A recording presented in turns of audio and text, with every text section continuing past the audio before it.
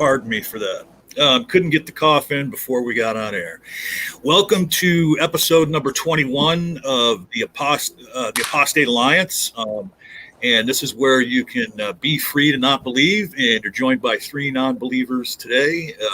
Our guest today is Jimmy Bangash. How are you, Jimmy? Hey, guys. And wonder of all wonders and pretty damn awesome. Faye's back this week. I think our viewership went down by half last week when she wasn't around. What? No, I'm just kidding. But just to get a few things out of the way, Faye's going to be doing a stream here Thursday night. It'll be the third episode of the Women of Atheism Roundtable, and this episode is going to be all ex-Muslim women. And Faye I'll be producing that, but Faye will be handling that herself.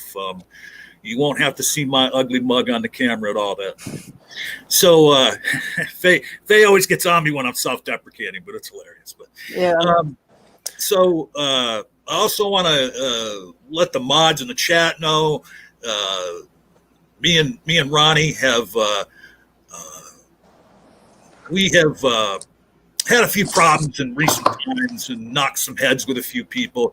So maybe there might be some trolls show up here. I'm not sure if that's going to happen. If it does, just let them go. You know, if they don't say anything bigoted, let them have their say. I and Ronnie are not scared of any of those knuckleheads, but it may happen. It may not happen. I mean, I've always been surprised that we haven't got more Muslim trolls over here for this, because they sure go at Faye, on Twitter and sometimes at me. But be here Thursday night for that. It's going to be in the middle of the afternoon as far as East Coast United States. Mm-hmm. But we'll get more out about that in the future. I also want to let everybody know next few guests we have. Of course, today we're joined by Jimmy. Next week we're going to be talking to Cheyenne Ali, John Bargees is the week after that for the CFI. He's a member of the CFIC, and I would tell you what that acronym is if I could remember it. 4th of October, it's Rational Canadian Atheist. 11th, I'm really looking forward to this one. Harris Sultan, he's on Twitter, and I often like a lot of the things he says. And then the 18th of October, it is Anur Romano, another member of the CFIC. So, as we do, when we get started, got a few little things I want to talk about and let Faye and our guest comment on. Things I find on Twitter. This first one is a tweet that Ali Malik put out. He's a past guest on this show. He was our first guest.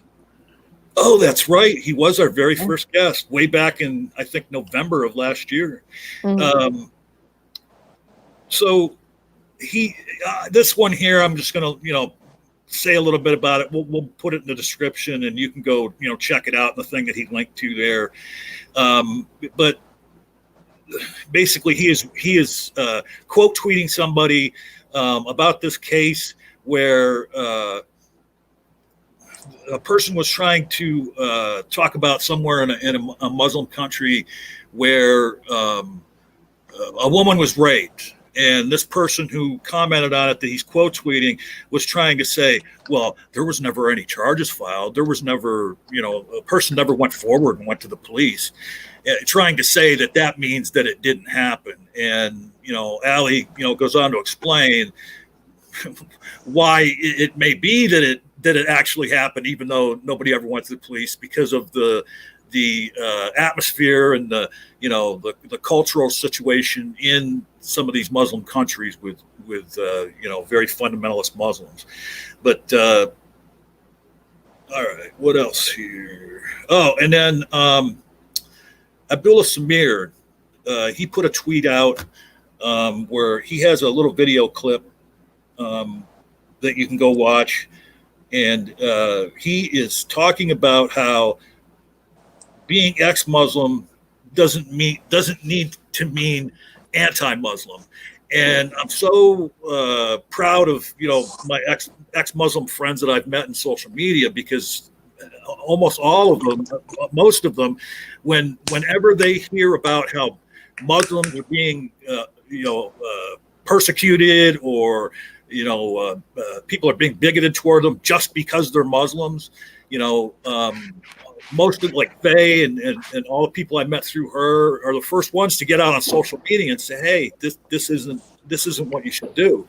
And that's, this little video clip that Abdullah put out, or he's talking about that, how, and like I just read, being ex-Muslim doesn't have to mean anti-Muslim. It can mean anti-extremist Muslim, which is a good thing. But I want to give our guest opportunity to comment on that, on the idea of you can be against the idea, but don't hate the people because of it.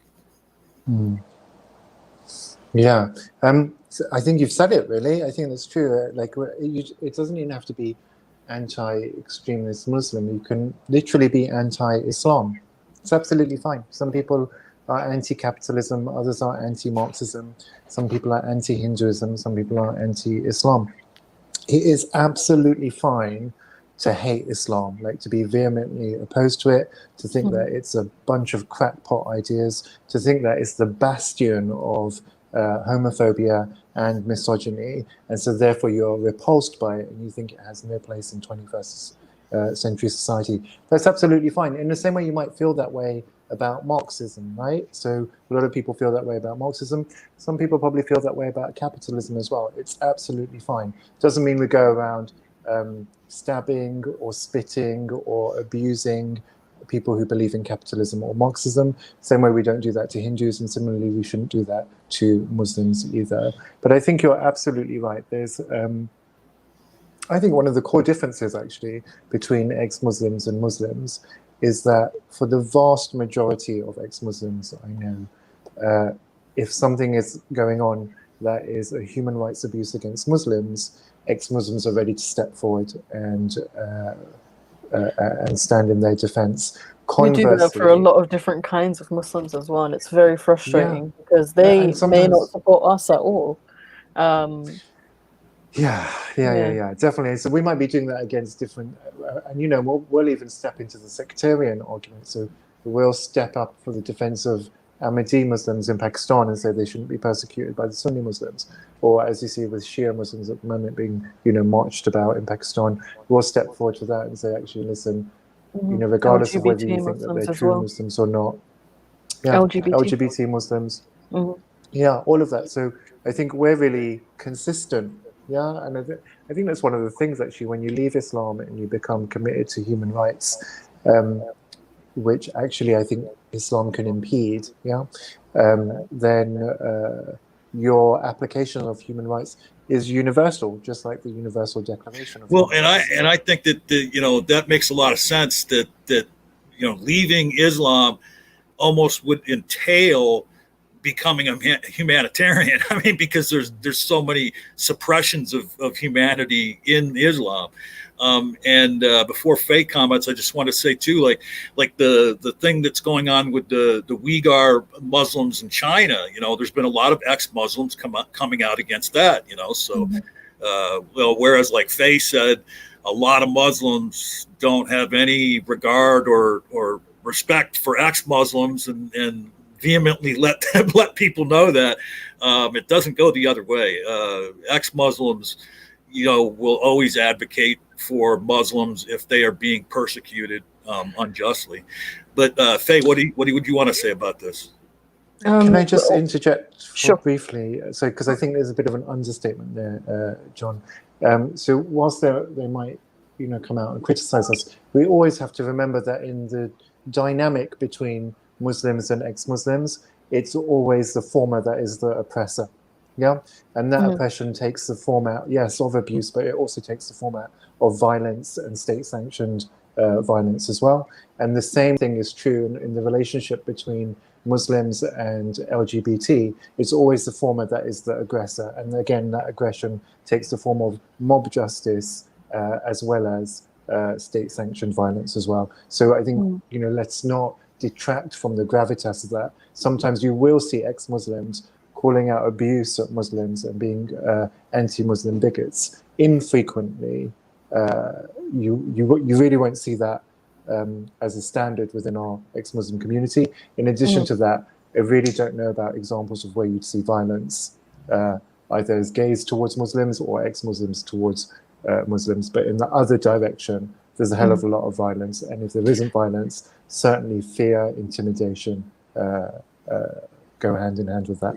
And so what I wanted to add was just that I think that the reason that happens is because it stems from this dehumanization that Muslims hold against people who leave the faith or people who are gay.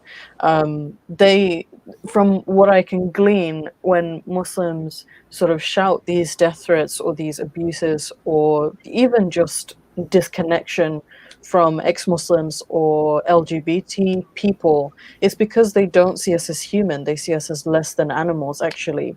And it's something that I've seen change within like more moderate Muslims or more people who don't really take Islam as seriously as other people do. But for the majority, for the conservative majority, it is still the case that if you are gay or you are an outspoken woman or you leave the faith, it's somehow just not normal, and you're not meant to be treated as everyone else, as a functioning member of society, because you are subhuman. And that's how it comes across. And when you take the stance of, we want to put people first, we want to fight for human rights or human rights values, so that's freedom of speech, the freedom to eat and drink, the freedom to think and believe in whatever you want. When you put that first, it's easy to just be like, yeah, we don't like the ideas that this person holds, but I will still fight for your right to say whatever you want. I will still fight for your right to believe what you have to believe, even if it's at the detriment of myself. So it's all about the valuation of people, I think. Yeah, and I think it's important to speak in specifics sometimes. So I've almost everywhere I go, I reel off these statistics, but it's so important because we're always hit with not all Muslims all of the time, right? It's not much of an argument, though, in my opinion, because if the conservative majority thinks one way, then that represents what most Muslims think. Yeah, completely. I agree. Yeah. But I think it's useful to quantify that for people who are listening. So are you looking at the just Pew to give research? you sorry? Are you looking at the Pew research? No, so I was going to quote the ICM one for the UK. Okay. So for the UK statistics is because I know those off the top of my head. So 52% of British Muslims polled in the UK said that homosexuality should be illegal, so it should be a criminal activity. 47% said that LGBT people or gay people shouldn't be allowed to be teachers in schools, that they should be prohibited from that job. And always, whenever we see homophobia, we see misogyny, they're kind of like great bedfellows. So 39% of British Muslims polled said that wives should be obedient to their husbands. That's such a hard one to say out loud. Sorry, wives, because it's just so ridiculous. I find it more ridiculous than gays being illegal. I think it's like notable though that one's 39%, whereas the other one is like, because I feel like most women are voting on this as well, and they're like, no, not that one. I always love. Maybe, babe, but I think a lot of women do feel like they should be able to. Yeah, no, absolutely, absolutely. But I think that especially when we're in a British society where women are raised slightly differently to a conservative, kind of like if they were in the same. So real quick, I just want to say your warning to me before we started. I can see where this could turn into a long. If I don't take the reins, and but I just wanted to close this topic up just by saying that. So wait, before you close, the last stat, which is quite alarming, is 23 to 25% of British Muslims polled said they want Sharia. So that's wow! Quarter, right? Even in England, in the UK, wow. Yeah. So it's an ICM poll. It was done by Channel 4. What year? ICM is not. As you know, the top of my head, I want to say 2017. I want to say that. Oh, that's quite recent. So, yeah, quite recent. Yeah. So, Trevor McDonald, was that his name? It was a former, like a member of the government who worked on multiculturalism. And actually, he produced a documentary on Channel 4, which is one of our UK national TV networks, John. Do you know what it was called? It's on the BBC, though. And sorry, Channel 4? No, it's on Channel 4, not the BBC. And in that, what they did was they did a poll, ICM, which is a reputable, this is not like a survey online, click your answer. This is the statistician company that does the polls, goes out, sits down, comes to your house, talks to you, gets to build a rapport, then goes through the questions together with you to gain a thorough understanding of your answers. So it's quite a sophisticated poll. But some of the answers that came out of it were really quite troubling. Some really good stuff came out of it, which was huge numbers of British Muslims polled said that they identify with the UK. Huge numbers feel like it's a really good place to be Muslim.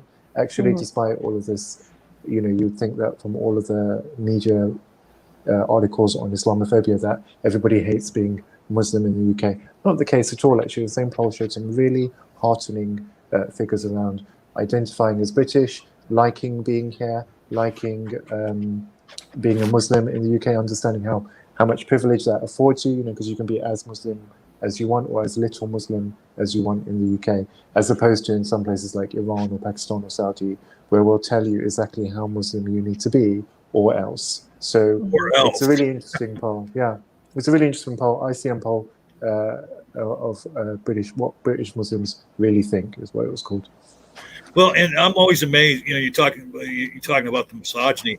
I'm always amazed because every week or a couple times a week, there's always something out there on social media where a vocal Muslim is trying to justify, the beating of women and using the Quran to justify it, and like saying things like, well, no, it's only supposed to be with a light hand, and you're only supposed to self-defense. You're only supposed to hit them when they do something wrong. It's just crazy. Go ahead. Yeah, there's a book. Oh, sorry. No, but so basically, this podcast is going to be me and Faye fighting to talk. That's going to be the next hour. This is what it's like. No, I mean this conversation is for you, so go for it. So there's a really interesting book called Domestic Violence and the Islamic Tradition, and I forget the name of the author. That's what it's called. It's called Domestic Violence and the Islamic Tradition. It's written by a woman of Muslim heritage. I don't know if she's still Muslim or not. And it's published by Oxford University Press, actually. And what she does in that book is she takes the verse 434. And it's not a long book, so everyone should read it, if you're interested in this topic. I think for someone like me, who one of the first reasons I started questioning Islam was the misogyny. So, that verse was so integral to my questioning of the faith. But she takes the verse and she, tracks it through Islamic jurisprudence. She tracks its interpretation over time. And what she really clearly says is that, when this verse was revealed, there has never been a question about whether it means beat your wife or not. It has always meant beat your wife. But what has changed over the narration of time, as we're moving to more egalitarian societies, as gender equality becomes quite a measure of how sophisticated and civilized your society is, well, then the extent to which beating your wife means beat your wife seems to all change as well, right? So as we become, as a global as global society, we become to frown on hitting women and violence against women. Well, then miraculously, the severity of what means beat seems to be declining. But when it was all okay to beat your wife, like when that was just a standard thing, was, you know, people were really quite clear in Islamic jurisprudence. It does mean beat your wife. And, you know, there's some scholastic debate around hanging a whip in your house in the early days when this verse was revealed, like hanging a whip in your house so that your wife would always know, you know, what was potentially on the cards for her, so that she would never forget. There'd always be a whip on the wall. But so when people try and, you know, obfuscate and act like this verse doesn't mean beat, it's really disingenuous. And that book charts the narration of that verse and how it's been interpreted and the different scholastic interpretations over time, and shows that, well, as we get closer to the 20th century, you know, well, then we start saying things like, oh, don't leave a mark on her. Oh, it means hit her with a handkerchief with a knot in it, or hit her with a miswak, like a toothbrush. It's only a symbolic beating. So, you know, I think we're quite clear. Islam, you know, gave you permission to hit your wife. And then when the rest of the world evolved and thought that this was a bad thing, Muslims had to start finding different ways to interpret it. But some of those interpretations do go really far back, actually. She also clarifies this, that some of the more lighter beatings go really far back in time. It's so oxymoronic, a lighter beating. Indeed, well, yeah. the beating was meant to be symbolic of, it's not even like when she is disobedient, it's when you fear disobedience from her. Yeah. Oh, wow. And you can directly tie that into the ICM poll that we were talking about, where, you know, 39%. I think someone's actually posted that in the live chat. Oh. So yeah, the poll that you were talking about. Hi, about. Harry. Thank you. That's very kind of you. I mean, so what you just said, Faye, it's just like the way it is in the Quran is it almost intimates that if you suspect your wife is going to be disobedient, then you need to give her a beating. Oh, that's crazy. It's bad enough the one way, but that's outrageous. Another thing that somebody tweeted out, my thanks to PayZ for tweeting out last week about it was World Suicide Prevention Day, which is great. It's a great day, but it's something that should be thought about in wherever, you know, whomever your sphere of influence includes. You know, keep an eye out for things like that. And if you ever suspect that someone you know or someone in your family is really in a depressed state, and you can go to this this tweet that I'll put in the description and find out what the signs are and stuff like that. But you know, Suicide Prevention Day is a great thing, but let's not forget about, you know, being on the lookout for that every day. And if people oh, go ahead. Sorry, because if people, John, I work as a psychotherapist, so if people are really interested in suicide intervention, one of the most popular training out there is called Assist, and it's very reasonably priced. So if anyone wants to do their Assist Suicide training, just look up Assist Suicide training, and it's designed for everybody. So you don't need to be a psychotherapist or a mental health practitioner or a first aider or anything like that. This is designed so that you can be a 16-year-old in college sitting next to your friend, and you'll have some skills that you can utilize to help around suicide intervention and prevention. I'll ask either you or Faye. I just thought of this. Is suicide a big problem in Islam? I mean, I would think, you know, you talk about how women are persecuted and everything. I mean, is it a problem where some people just don't see any way out of Islam and kill? Oh, there's no way out of Islam. There's no way out of Islam. You can't even kill yourself. You'll burn in hell forever. So there's no way out. You're stuck. Yeah. And I kind of agree with that. So I don't have any facts, actually. I don't have any facts. I just want to look into that. In terms of like, but what I do, in terms of like religious, if you kill yourself, you'll be reliving that death in hell forever. And actually, I think it's because I did some research last week for a video I posted. I think the second lowest place for hell is for suicides, the shallowest being the lightest punishment. So the second deepest is for suicides. Oh, wow. What's the deepest? The deepest is for hypocrites and like big sinners like Pharaoh or the Pharaoh and stuff like that. So, It should be hey, close by this each other. last one. Well, wait a minute. There's one other one I mentioned before I talk about Harris Sultan's tweet. Gordon Ramsay put a tweet out here. I forgot to mention this last week. I had this up for last week. He put a tweet out that said that Faye, or he quote tweeted Faye and said, Robert Spencer is better than 90% of you ex-Muslims on this app. Not the Gordon Ramsay, surely. What? Not the Gordon Ramsay, like not the chef Gordon Ramsay. Oh, not the I'm an idiot sandwich Gordon Ramsay. Not that Gordon Ramsay. Oh, all right. Well, because I sent shade at him and mentioned something about the way he treats people anytime I've ever seen him. I don't think it was the real Gordon Ramsay. I don't know, man. It wasn't him. Well, He you're wouldn't be right. leaning It doesn't into have the check Muslim. mark next to it. So No. I guess I got suckered on that one. Uh-huh. But yeah, it's whoever it is, troll or whoever it is, carrying water for Robert Spencer as of late is not a good thing. I mean, Jimmy, I don't know what because I've been doing some, well, not religiously, but I've been doing some digging on Robert Spencer, and I don't know what your take is on him, because I don't think that he's... I don't really know who he is. I have no idea who he is. I saw a couple of tweets about him, but more latterly I've been so busy I haven't really been on Twitter much. Unless it's posting about my 10K run. So yeah, I don't really know who he is. I haven't got any context. When I heard people talking about Robert Spencer, I mixed him up with Richard Spencer, that white nationalist guy. I thought they were talking about him. Oh no, a different guy. Yeah, so Yeah. I have no idea who it was. I had no idea who it was. All right.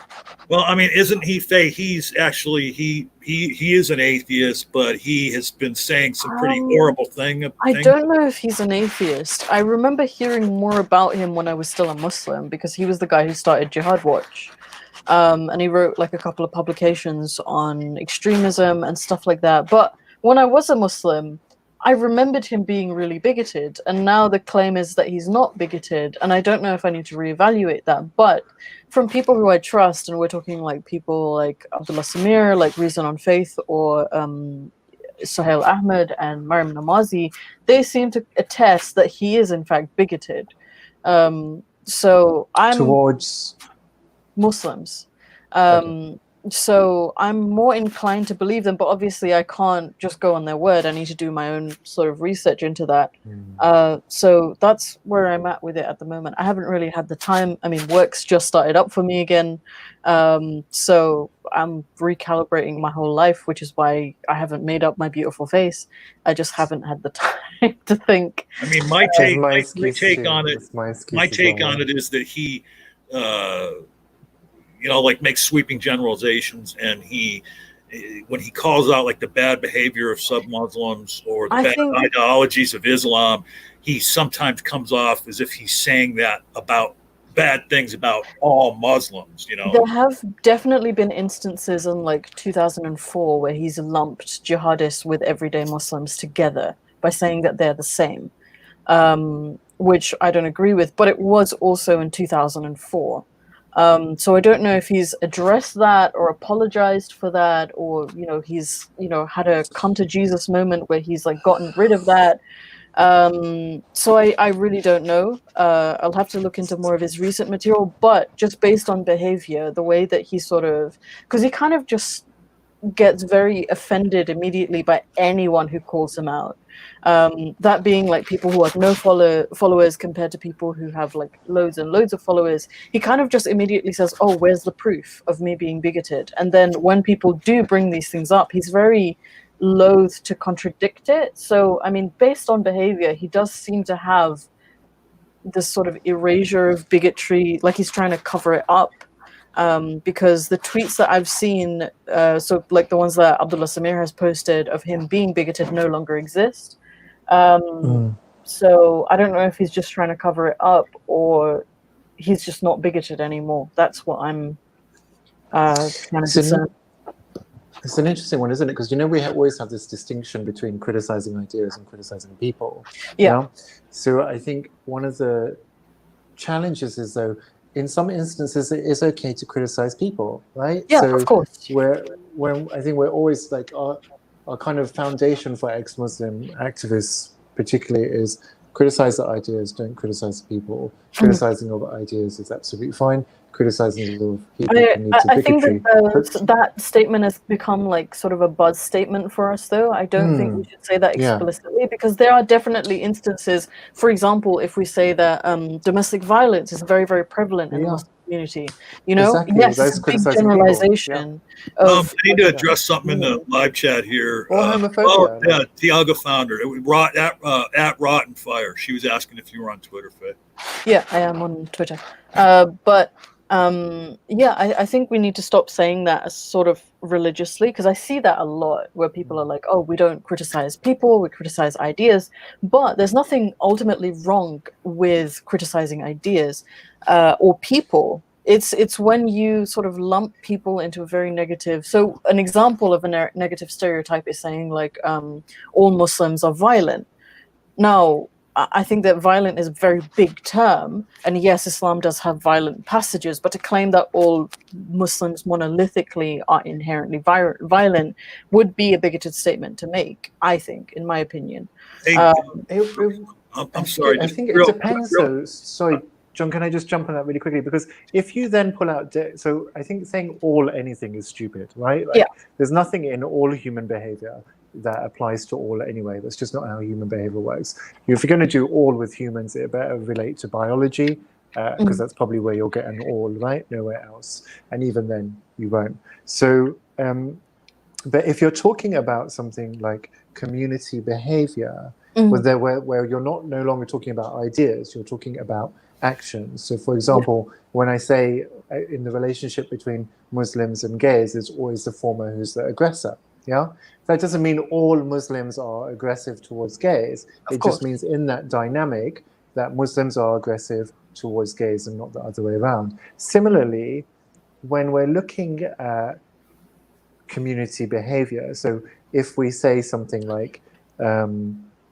actually, Muslims are not okay with, majority of Muslims in the UK are not okay with gay people being gay. Yeah, they don't think that's okay. That is condemning of the community behavior, which is homosexuality, right? But then I think when you make those kind of statements, it's so important to try and back it up with some kind of data, because then when you use the data, when you say it's 52%, well, no one can accuse you of saying all Muslims, because you're literally saying, here's the statistic. 52%. Yeah. And actually, if you have the other side of the percentage, which is 18% said it should be legal, 52% said not, 18% said it should be legal. Well, then we're responsibly condemning and criticizing people, and I think that's absolutely fine. So I agree with you. I think sometimes we say criticism of ideas, not of people. But I think actually, when we're using informed data, it's fine to criticize people.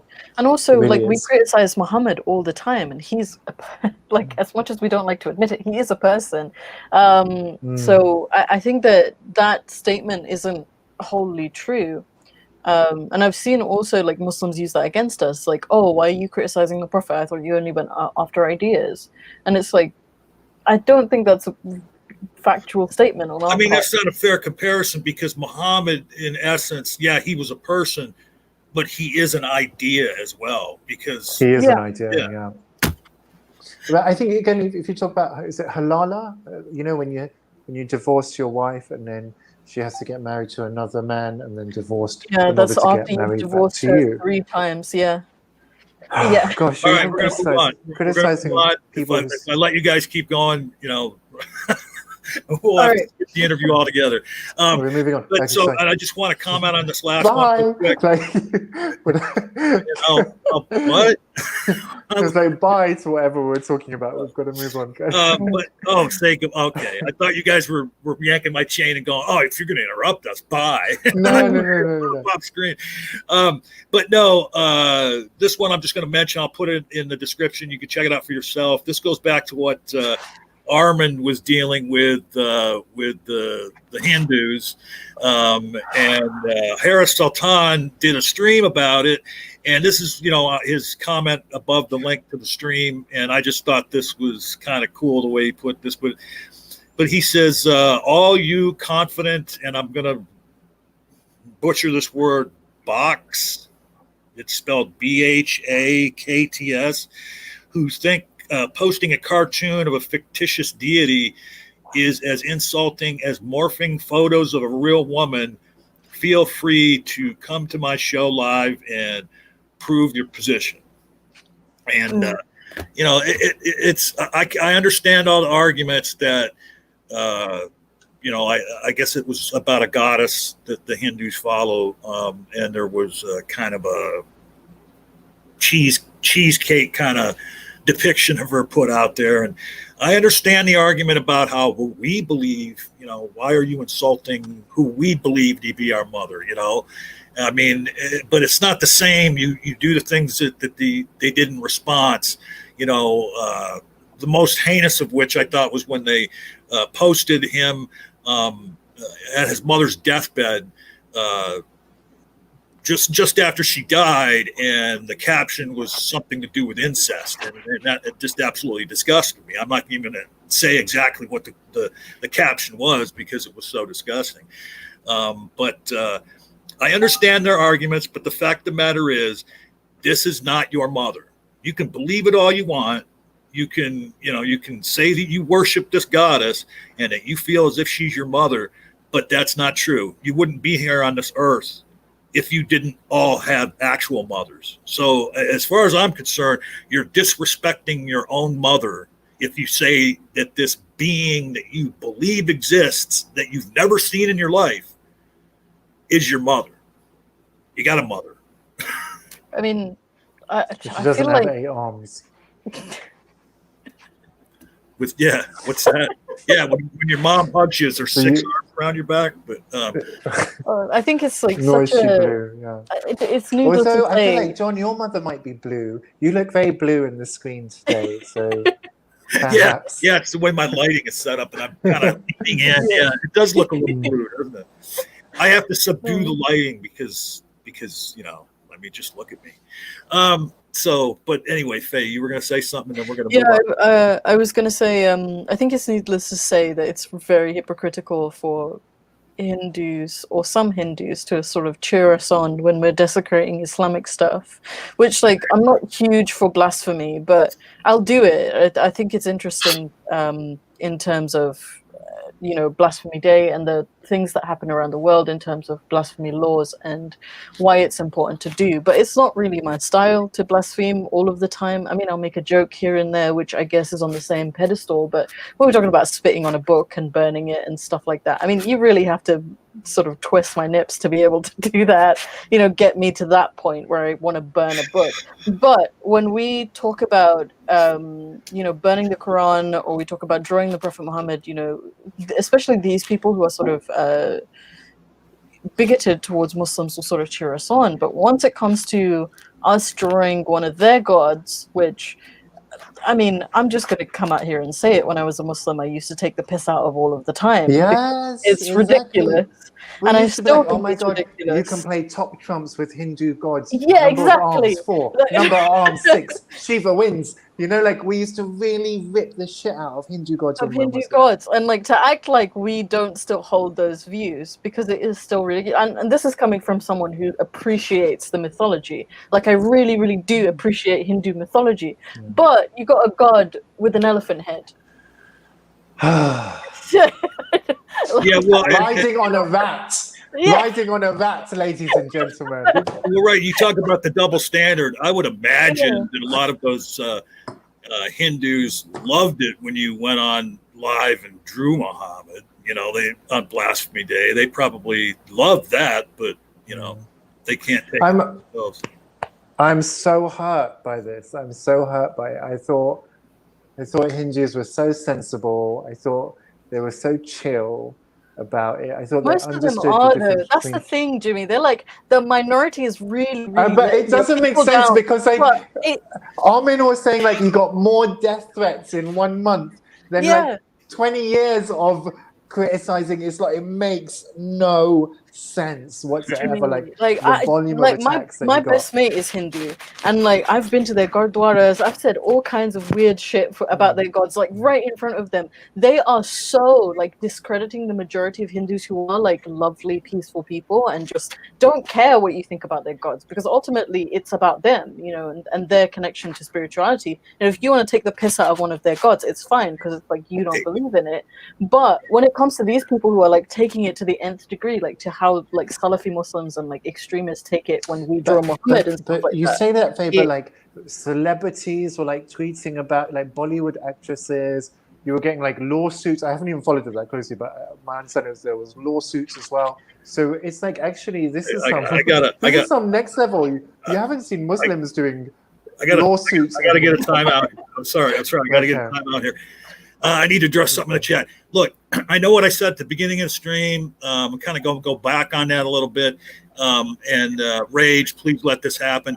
Again, if any of the people who are, going after me or Knock come in here to try and, say some things about me or Knock, please let them. But would somebody please hide PMARS on the channel, and then Knock can restore his honestly. PMARS has said, Faye's being bigoted because she wants to ban me, but it's honestly because you're spamming the feed, bro. Like that's why I want to with things that have nothing to do with this stream that we do every week. So if you've got anybody who's got mods, please boot his ass out of here. Don't just time him out. Boot him off the channel, and then Nakasuchi can bring him back after this podcast is over. PMARS is no longer welcome in this particular live stream, the Apostate Alliance. And the other thing is he has many socks, so be looking for it. One of them is, I think PMARS is banned or something like that, but he has more than one account. If he comes back in, and I'll advise you, PMARS, if you circumvent a timeout or a ban, then that just causes you to be permanently banned. I'm going to just say that right now. So if you show up in here on a sock account, then Knock's going to wait a couple months before he restores your privileges. All right. I love dissenters, so I had to be like, So, all right. So we're going to move on to the interview portion of the stream, and we're going to hear about Jimmy's time as a Muslim and his journey out of Islam. And then towards the end of the interview, I'm going to jump back in, and we're going to talk about a couple of organizations that Jimmy belongs to that I think are pretty important. But as I often do when we have someone on that Faye knows really well, I'm going to throw the interview to Faye and let them chat. And I'm going to actually go backstage for a little while and maybe go have a smoke. But I'll be listening. And if they get too long-winded on one particular point, then I'll jump in and I'll give them the timeout sign. Yeah, the moment it's become an issue is when we've gotten into a semantics argument. That's right. Yeah, and then because we'll also try and keep eye on the comments. If you have questions, type them into the comments. And that's what I'm going to do. I'm going to monitor the comments while I'm backstage and interact with the live chat. If you have any questions for our guest or even Faye, please tag me in the chat, John Petersen. And can we keep them for the end as well, just so the right. Yeah, the questions we'll keep till the end. So just be advised, if you do post a question, I'm gonna screenshot it and we'll ask the questions at the end when I come back in. I guess that's it. So I'm gonna throw it over to Faye, and I'm gonna disappear for a little while. And thank you so much for coming here today, Jimmy. Thank you for having me. So I know it's been 44 minutes, but can you tell everybody who you are and what you do? Oh, real quick, before you do, that reminded me of the last thing I was going to say. Faye, usually when we talk about news stories, what's it usually last 5-10 minutes? No, it usually lasts half an hour. Half an hour? Oh, okay. Yeah, All we've right, so gone it wasn't 15 that minutes much. over, but Wasn't that much. it's all good.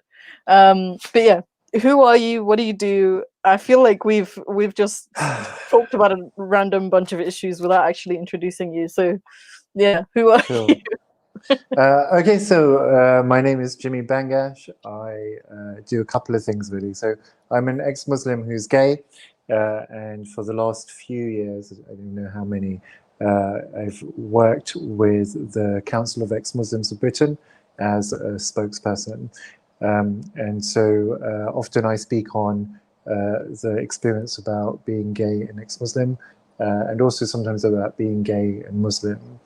But when I talk about being gay and Muslim, it's usually about the abhorrent experience of being gay and Muslim, as opposed to, say, like we have some LGBT gay organizations who make it look all rosy. Yeah, so I guess I think I give the stark contrast to that.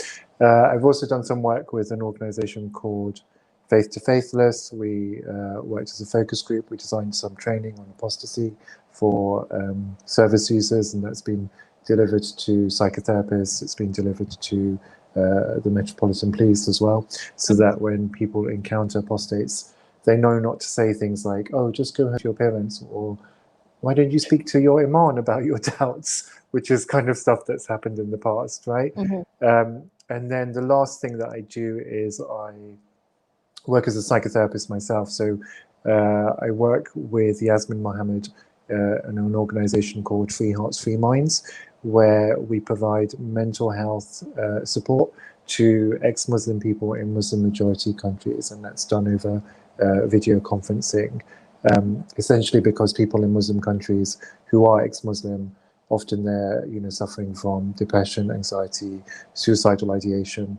They haven't got access to go and see a psychotherapist because you wouldn't be able to talk about your leaving of the faith, because it can result in being imprisoned or persecuted or execution or whatever. So what we did was we set up a scheme that is donated by the public towards, it's funded by donations, and then we use that to provide this mental health support to those people, and it's all across the globe. So all the, And I think all the way also across. in Muslim countries, there's a big stigma on mental health in general as well. Yeah, So, definitely.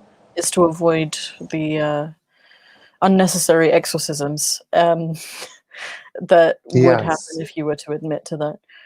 But yeah, so if you're ever wondering why Jimmy's not responding to your texts or your messages, it's because he's a very, very busy person.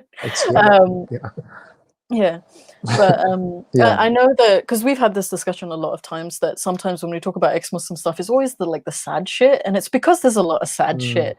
So I know that I haven't really gone down your ex-Muslim story in particular, but we don't have to go through like all of the finer details of it if you don't want to, because you mentioned like there's loads and loads of podcasts with your story on it already on the internet, and I'm more than happy to like dive into other issues that we don't usually talk about, because I think that while it's important to talk about the sad shit, sometimes, and I know I'm referring to it as the sad shit, but the ostracism and the abuse and all of that stuff, while it's important to talk about that, I think it's also important to talk about your life afterwards. And like, you're a very, very individualistic person. Like, you're a big personality, you never leave your house, so no one ever sees it.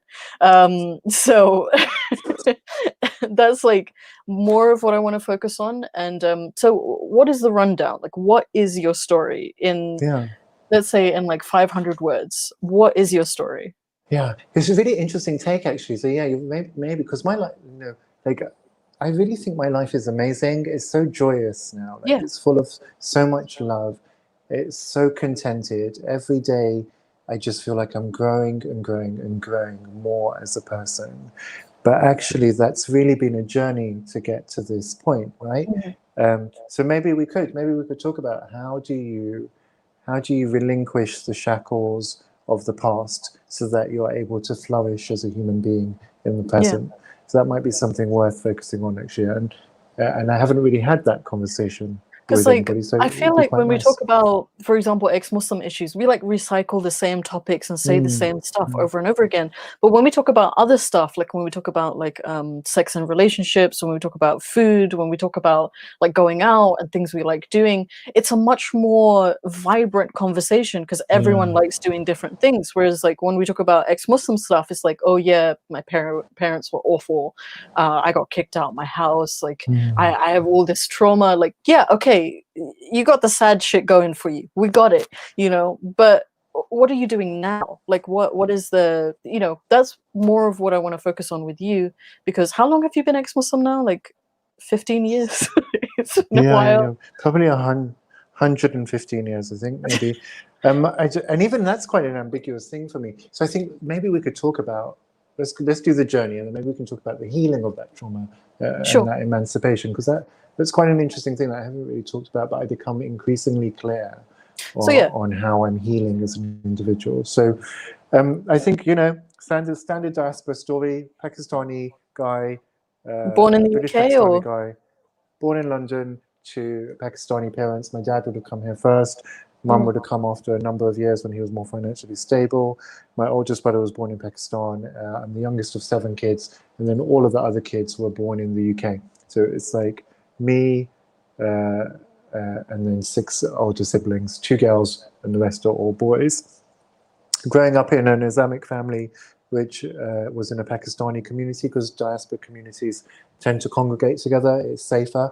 You know, when we had like more blatant forms of racism, you know, so I grew up I was born 78, so in the 80s and 90s where, you know, particularly in the 80s where racism was a lot more, you know, I remember walking to school, my mum, people calling her Paki and stuff like that, right? Yeah. So diaspora communities was often lived together because it was just a safer way to be, right? Just And so, safety, really. Yeah, completely. And but what with that comes this clinging to your culture, doesn't it? Right. So trying to create some sort of mini version of Pakistan in this London area. Which part of London was it? So North London, yeah. Okay. So Northwest. So trying to create that kind of community of you know, of still being like Pakistan and to succeeding to some extent as well. But then at the same time, we're all going to schools, and our school was probably about 80% Asian, but it was Hindu, Sikh, Pakistani Muslims, and then you had some black people and some white people, maybe like one Chinese person somewhere. And I think we had one East Asian in our year at school. And so even though you were trying to make you grow up in this very Pakistani sort of environment, when you go to school, you're getting this secular education on you, right? Where actually girls and boys are being treated the same. And that begins to start challenging your ideas around Islam. So for me, very early on, seeing the difference in how my brothers were being treated and I was being treated compared to my sisters was an alarm bell for me. That was a huge red flag with Islam. And I remember when we were younger, if it was one of our birthdays, and there was like 7 of us, so it was always somebody's birthday, right? We would all go to the cinema. You know, like Dad would take us, all of the 7 kids, go to the cinema. It must have looked like a fucking duck line. You know, I like know, ducklings. right? Like, it's so cute when you think about it. But obviously, our mum wouldn't come because she's a woman, so she can't be going to the cinema. And then at a certain age, Faye, my sisters weren't allowed with us, so we went to see something like Bambi or something on one of our birthdays. You went to And see I was Bambi in the cinema. Yeah, in Didn't the you cinema. Oh, cry it's so for sad. days?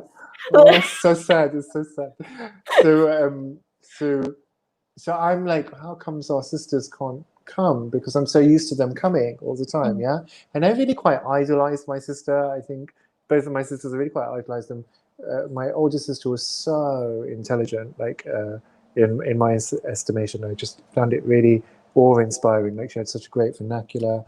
She used to help us with our homework all the time, right? So, you know, you have this kind of older sister that you looked up to in many ways, probably the same experience that your younger siblings had towards you, right?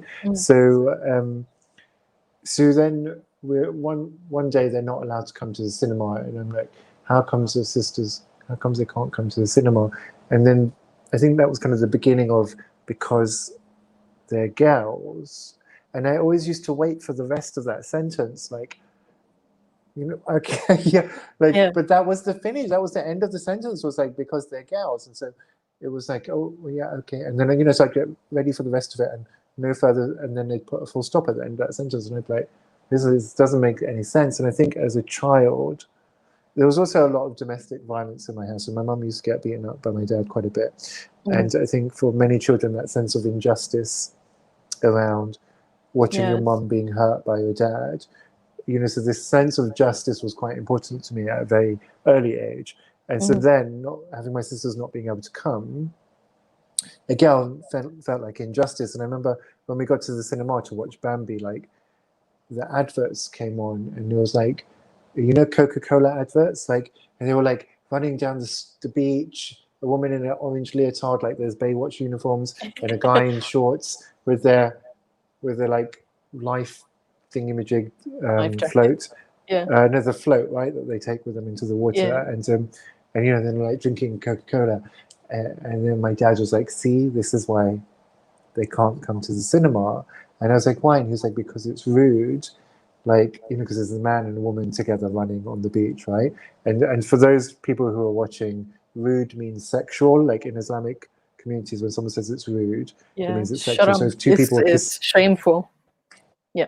It's worse than shameful, isn't it? It's haram. It's like fornication, yeah? Yeah. It's like fornication. It's like illicit sex. So but also, like, if you're watching Neighbours or something and two people kissed on Neighbours, you'd like change you'd the have channel, to look right? away. Yeah, you change the channel. So this was, my dad was trying to say, you know, like, they'll see this. And I was like, it's really a bit puzzling because the woman's in the leotard, so surely it's the boys who should be at home, right? Because the guy's just in shorts running on the beach, but the woman's in a leotard, which is by Islamic standards, like, she might as well be naked. So I was a bit puzzled. It just never added up, like, why women weren't allowed to do the thing. So that was kind of the beginning of the questioning. And then obviously I'm at school with really intelligent girls, many of whom are outperforming the boys. Like, some of the top students in our classes for like English were the girls, and it was really quite clear that they were. This was at like primary level, right? Yeah, and then going into secondary school, like when I start hitting, you know, I think 10, you start realizing, hang on, I don't want to play with the girls like how the other guys want to play with the girls. I don't really want to play Kiss Chase. I think if I had to play Kiss Chase, I'd rather play it with you, mate.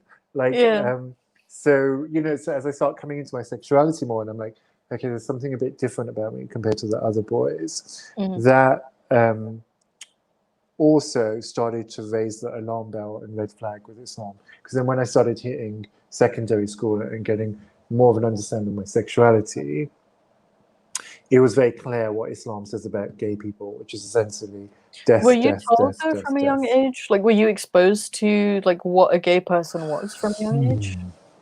So in the 80s and 90s, society was homophobic anyway. Yeah. So wider British society was just homophobic. So the word gay was definitely a derogatory word, and it was used as an insult. Did I necessarily understand what it was? No. But what I was beginning to understand was that I was attracted towards men. That was becoming increasingly clear, and it was so clear that it wasn't normal, in terms of the dominant normal behavior. And so then when you start realizing that, that's when you start trying to find out what the hell is going on. Right.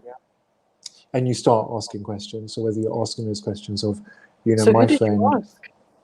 So who did I ask? So it's really weird. Like, so certain things you'd see like on TV. So it might be like we were watching a late show, and then a gay chat line phone number might come on. Yeah. Like, hey, talk to other guys. Call 0800 4444 man. And there'd be like a hunky man there. And you'd be like, oh my God, like, he's really hunky. I want to call that number. But you can't call out. Right. You can't call out on our house phone, right? Yeah. Because our dad we'll had set show up up the on the phone bill. so he couldn't. No, we didn't. Dad had just had set up the telephone so that there was no outgoing calls. It was only incoming calls. Oh, I because see. I think You know, mum might Standard want to call Indian household, Pakistan. isn't It'll it? cost too much money. Standard Pakistani shit, right? If you want to call, you better come with your calling card in your own house, right? Yeah. So I couldn't do that, but it would be things like that, things where gay culture had leaked into mainstream culture that would suggest to me that this is a thing. I'm not the only person, right? And you know, then as I got older, like things like Jerry Springer would be on, and they'd have a gay person on, and everyone would be booing them and calling them disgusting or whatever, right? Jerry Springer was dark back in the day, it was huh? those kind of it It's was still so dark now, so but those kind even of things started introducing it. I think it's quite comical now. It's like no one really takes it seriously, but back then or Ricky Lake before Jerry Springer I was feel on. like in the 80s and 90s talk shows were like the jam, right? Like daytime talk shows. Yeah. Yeah. So Oprah Winfrey, Ricky Lake, Sally, Jesse, Raphael, Jerry Springer, all of these shows would eventually do some sort of gay theme on it. And it made me realize that, okay, this is what's going on. But also sometimes a family member might be watching that show as well. And the way that they, would be like disgusted that a gay person was on TV really made it clear that this is not okay. So at some point, I guess I got aware that I was going to lose my family over this. And because it was quite a violent family, I didn't know what that meant. Like, am I going to get beaten up? Are they going to pulverize me? What's going to happen when they find out? That's a really scary sort of, because you said you were like a teenager, right? But it was so also the norm in your household, so. Yeah, so I think, you were talking about how do we get to this point where we're thriving in life now, So I think it's really important, first of all, everyone, I'm a big believer that everyone should just get into therapy. Like, just get into therapy. Even if you think you've got no problems, get into therapy. It's just like they'll going find to a the gym. problem. But it's just like going, you don't go to the gym because you've got a problem. You go to the gym because you want to be healthy and you want to work on your body. Similarly, go to therapy because you want to work on your mental health and also work on your understanding of yourself, right?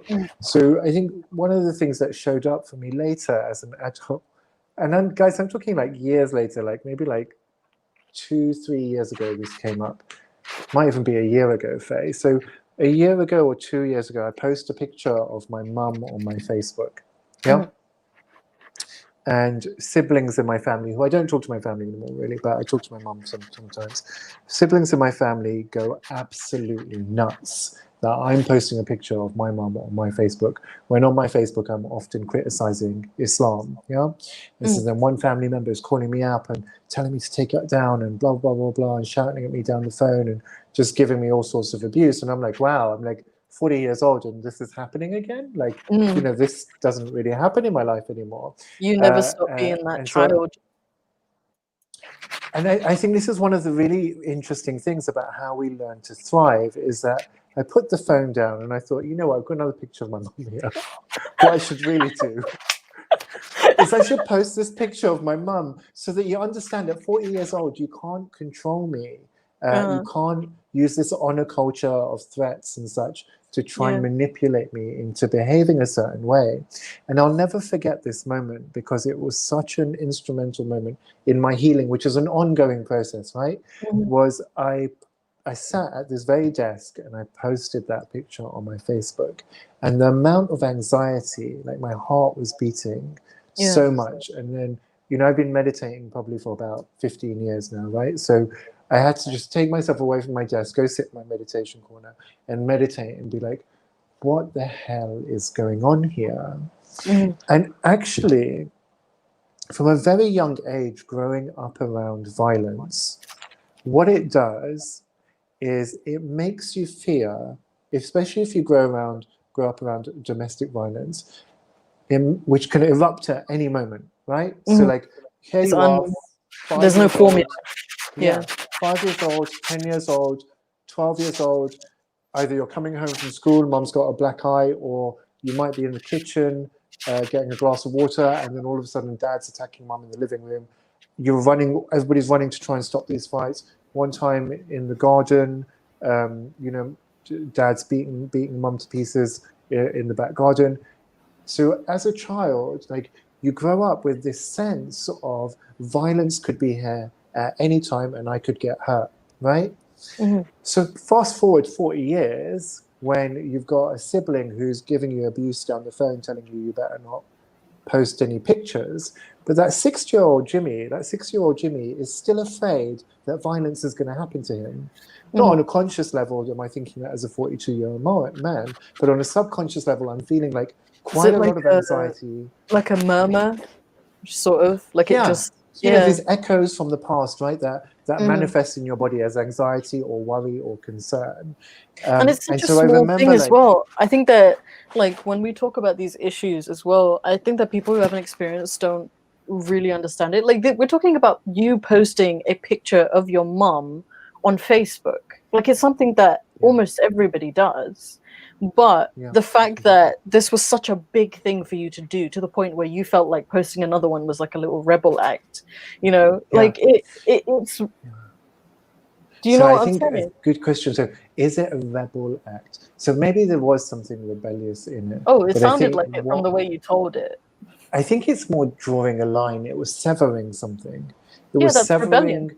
Yeah, it's severing severing the fear of the past, right? And I think that, you know, that fear really manifested. And I called up a friend and I was like, hey, listen, something's happened. I explained the scenario. So I posted a picture. I'm out in the park walking at this point.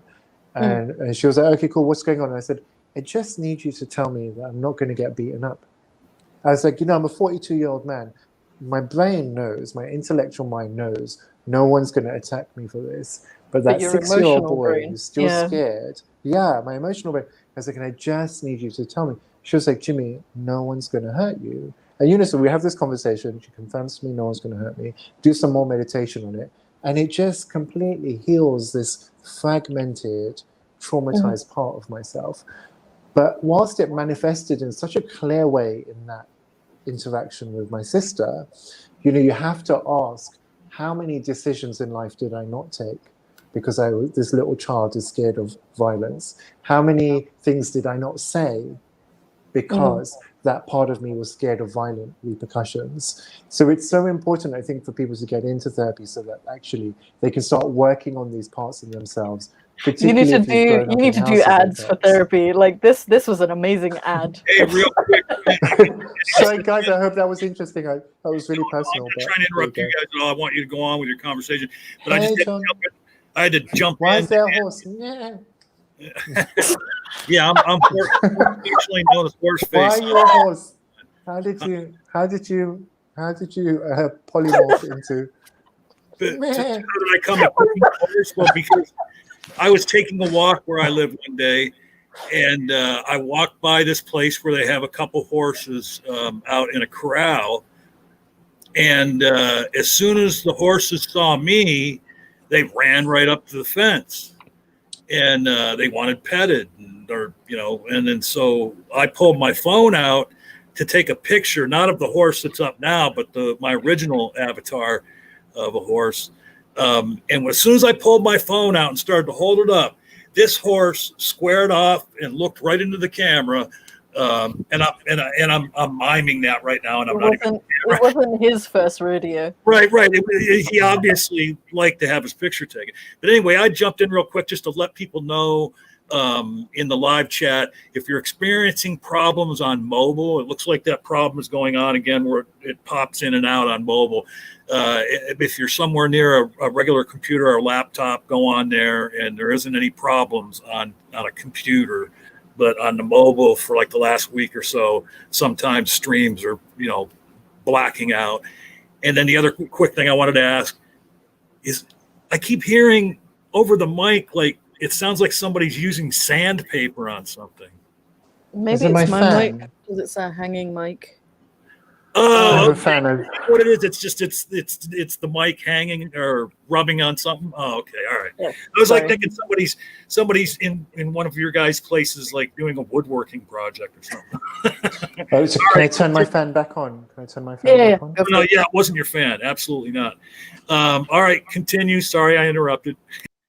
So all good. Where were we? So you were talking about your little baby Jimmy who used to be afraid of violence. Yeah, and so I wonder, the different ways that younger me, which is completely makes up part of my subconscious, how many times I didn't speak up. And it's really interesting, Faye, because there's one of my other friends who's South Asian, she's Bangladeshi, and we both were managers in retail together. And we were saying about how, we didn't like to rock the boat, or we wouldn't answer back our manager or challenge and stuff. And how much of that is bred into you from obedience. And I said to her, as well as the obedience that was bred into me, there's also this fear, because, if you challenged our dad, violence might happen, right? Mm-hmm. So then, growing up as an adult, challenge is associated with the compromise of your physical safety. Mm-hmm. So you don't challenge, but actually, and I think this is the beauty of therapy, is that, when you're a 40-year-old man, the armor, the sword, the shield that you put on when you're 6 years old, that you wear all the way up to the age of 20, 21, 22, some of us wear that same armor and hold that same shield and hold that same sword encumbered for our adult life. And actually, you can put it down now. No one's going to hurt you anymore. No one can physically be violent to you in that way. It is the weirdest and when you let it go, mode, you live this. Yeah, but when you can get yourself to understand, mm-hmm. and it's a process, because there's so many layers of this, right? You remove one layer, and then there's something else there, and then something else. But that's part of that healing journey. But once you can get yourself to understand, I'm not that 6-year-old child. I don't need to be afraid anymore. Or I'm not that 15-year-old boy, or in my case, I'm not that 23-year-old man who got disowned from his family, who has to try and find love wherever, looking for love in all the wrong places, mm-hmm. Looking for companionship and support in all the wrong places. But actually, once you can get to the point where you say, look, that isn't me anymore. I don't need to be afraid in that way anymore. I don't need to feel unworthy. I don't need to feel unlovable because all of the men in my life kicked me out. Once you're able to heal that up, your life just transforms. It becomes something unrecognizable.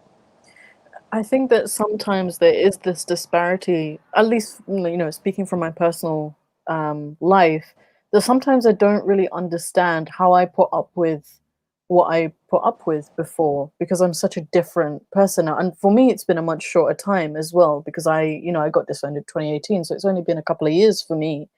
But sometimes I look back and I think, how did I put up with that? Why did I put up with that? Why didn't I take all the shots that I took so much earlier? Because I'm not that person anymore. And do you ever feel like that? Like sometimes you just look back and you think, why? Yeah. So the regrets, right? I think a lot. I think for one of the things that happened to me is, my family found out I was gay when I was 23, and I got kicked out of the house. And then, like I said, if I'm allowed to ask, how did they find out? So a boyfriend of mine at the time, he, so this was in the days where you still have it, credit on your phone. Like you have to put credit on your phone. So I was like, I used to have one of those phones with credit on it. I ran out of credit, so saved some of my mates' numbers in my boyfriend's phone, which was a contract phone, and some of my family members, one of my family members. And me and my boyfriend had this fight. I just kind of disappear on him. I'm ghosting him for a while, so he starts texting the numbers in his phone, which he knows are my friends, saying, hey, it's Jimmy's boyfriend, have you seen him? Ask him to get back in touch with me. And one of those text messages goes to my brother. And so they're like, oh, shit, Jimmy's got a boyfriend, he's gay. That's how they find out, right? And yeah, and I guess it's a surprise. It was a surprise for them. It's crazy how it was a surprise for them. Like I looked so gay at the time, right? Like I used to have bleached blonde hair, like fishnet vests, like it was quite muscular with it, but like it was still quite clear. But I think we don't see what we don't want to see a lot of the time, and nobody did anyone ever have a suspicion? Did you ask? I remember my sister asking me once, and she asked me because her friends were asking her, like, is your brother gay, or we think your brother's gay, and the way she asked me was, Jimmy, you're not gay, are you? And what did you say? No, of course. Like you told me what you want the answer to that question to be, right? Like it's like you're not gay. Was it like an awkward question though? Or was it like, you're not gay, are you? Or was she like yelling at you, or was she like? So I Jimmy, think sure, and I was like, no, I'm not. Why are you asking? She was like, oh, because blah blah blah. You know, her friend said, oh, that that you're gay. She thinks you're gay. I said, no, I just have a lot of gay friends, so like it's rubbed off on me. Yeah, and that was quite cool because I had to say, oh, where are you going? Oh, we're going to this gay club tonight. And then I could say that and be like, oh, why? How come you're going to gay? Oh, because I've got gay friends. Blah blah blah. But I mean, right. like, if you'd open your eyes, so if you had washed the Islam out of your eyes, you'd really see that your brother's gay, right? But Yeah. I don't think anybody ever wanted to kind of see that. So they find out about 23. I get disowned. It gets quite scary for a while. Faye.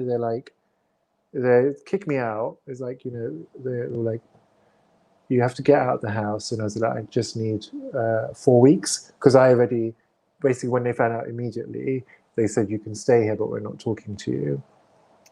And then after about a week of them not talking to me, everyone realized nothing changed, because actually I'd, over the years, understand that this day was going to come, kind of pulled away and stopped kind of socializing with my family. We just spend time in my room by myself or hang out with my neighbors or my friends. And so when they said, we're not going to talk to you, it was just the brothers, right? They didn't tell my mum and dad because they didn't want to traumatize them. So it's just the brothers who were like, and my sisters, and they were like, we're not going to talk to you anymore. A week went past, nobody's life changed a fraction. And so they were obviously like, this isn't good enough, right? So then 3 of my brothers came into my room one day and thought they were going to beat the shit out of me. Second. Yeah. Did you say you were also like anticipating the day that you would be kicked out? Yeah, or beaten up or whatever. When, I think from about 12, 13, I was like, one day you're going to lose your family over this. That must have just felt awful. Yeah, completely. That was really quite scary. And I think, again, as an adult, that was some more armor that I picked up, right? I picked up this big shield saying, got to keep your family at bay, because you're going to lose them. So don't love them too much. Like, don't love your siblings too much. Don't love your mum too much. Don't get too close. And then I think at some age, at like 14, 15, I remember saying to myself, it's not safe to feel. And it's so sad, right? Like, just remember saying to myself, it's not safe to feel in this house because of what's going to come. And also, like when you're watching your mum getting beaten up or your sister getting beaten up by other boys, again, it's just not safe to feel. You have to disconnect from these feelings because it hurts so much. And you're, at a young age, like, you're quite impotent to be able to stop your huge dad beating up your mum, right? So again, like, you start disassociating from all of these feelings because it's just too painful. But I distinctly remember, I would imagine even if you tried, it would just cause you to be beaten the fuck up as well, right? So I think because I was the youngest, so guys, there's so much, and I've really worked through this stuff over the last few years. So one of the things that I think for a lot of people who grow up around domestic violence, so is, this desire to save the victim of the violence. So, for me, wanting to save my mum from being hit by my dad, but my body's turned to ice and I can't move. And then maybe like I'm 10 years old or 11 years old and I want to run to my mum and save her, but my legs are frozen and I can't. And then the self-judgment that comes after the beating has ended about my inability to have saved my mum. But even then, when we had older siblings, because I'm the youngest, so even when I was younger, my older siblings would try and get in the middle. But my dad was a very big guy, right? Like, he was a very big man, very strong, and so that violence wasn't always stopped. But then it gets to a point where all 5 of the boys and the 2 sisters are too big for dad to be beating up mum now, and he will be stopped by us. And that's kind of when that violence kind of stopped, was when actually we're all grown up. So sorry, we went on a tangent. I think, sorry, so I want to just capture that therapeutically, I guess I want to capture that is, that shield that you put up to not feel close to your family, because vulnerability could lead to your doom or your demise or pain. Yeah, like if I love my brothers too much, then actually when they're going to kick me out, it's going to hurt so much. But then when you get kicked out at 23, you're still walking around with this fucking shield. Sorry, language. Is it okay to swear? Oh, yeah. You're Go still for it. walking around with this bloody shield, right? And all of the armor and your sword, because you don't know that the world is different now. And then you get to 33 and you're still, trying to build relationships with people, and you've got this big shield here that you were holding so you wouldn't feel too connected to your brother, but really it's some boyfriend that you're trying to get, and you don't understand why the relationship isn't working. Yeah, or it's a best friend and you don't understand why this relationship isn't working, and they don't stick around, or you don't stick around in their life. And I think, again, that's what I was saying, is the beauty of therapy is understanding that, oh, there's a shield here, I forgot about that. No wonder my arm is so tired, right? I wonder why you're so tired in general. Yeah, and then being like, oh, hang on, maybe I can let this go. Like, maybe I can put this down now. Maybe I don't have to worry about being connected to people in a loving, honest, transformative way, and vulnerable way. Yeah. And being afraid that they're going to kick me out or disown me at any moment. And even if they do, as a 40-year-old man, even if that does happen, well, I have resources that a 23-year-old or 12-year-old or a 6-year-old didn't have. Yeah. So it's okay even if that does happen. And I think there's so much about, the healing for those of us who come from this community and go through the crazy, crazy stuff that we go through. Mm-hmm. So you're 23 years old. You have built this shield. You go the first week, doesn't have any effect on you. They stop talking to you, but you're like, that doesn't really change much. What happens next? So a week later, one of my brothers knocks on my door. I'm at university at this time, working part-time in a retail shop called Ann Summers, which is really a sex shop, actually. And it sells like ladies' lingerie and ladies' toys, like vibrators and stuff like that. Yeah, all that sort of stuff. And I deliberately got a job there because I was like, I'm so protected from sexuality. Like, Islam stops me understanding anything, that if I work in this kind of shop, it would develop my knowledge. So one of my brothers knocks on the door. I'm tapping away on a university assignment because I'm doing uni at that time. It says, can I come and have a word with you? And I was, sure. And I open the door. And because I'm in the middle of the assignment, I just kind of open the door and get back to it. Wrong move, that was. So he comes in the room and he stands there. And then another brother comes in and stands there. And another brother comes in and stands there. And I didn't know that there was 3 of them. I just knew that there was one. And even now, as I'm saying this to you, like, my eyes want to tear up because I was so scared when that happened. I was like, fuck, this is it, isn't it? I'm going to get fucking pulverized now. But over the course of that week where they said, we're going to stop talking to you, I contacted a friend and said, we need to get the fuck out of this house, right? This is not working. Can we move in together? She was like, great, let's move in. We'd found a place over the course of that week. Like, we'd moved really fast and we'd got a place. We're moving into it in 3 weeks' time. So they stand around me and then they just holler abuse. You're disgusting. You're fucking queer.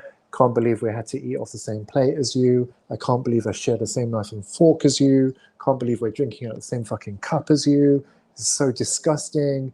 We don't want you living in this house anymore.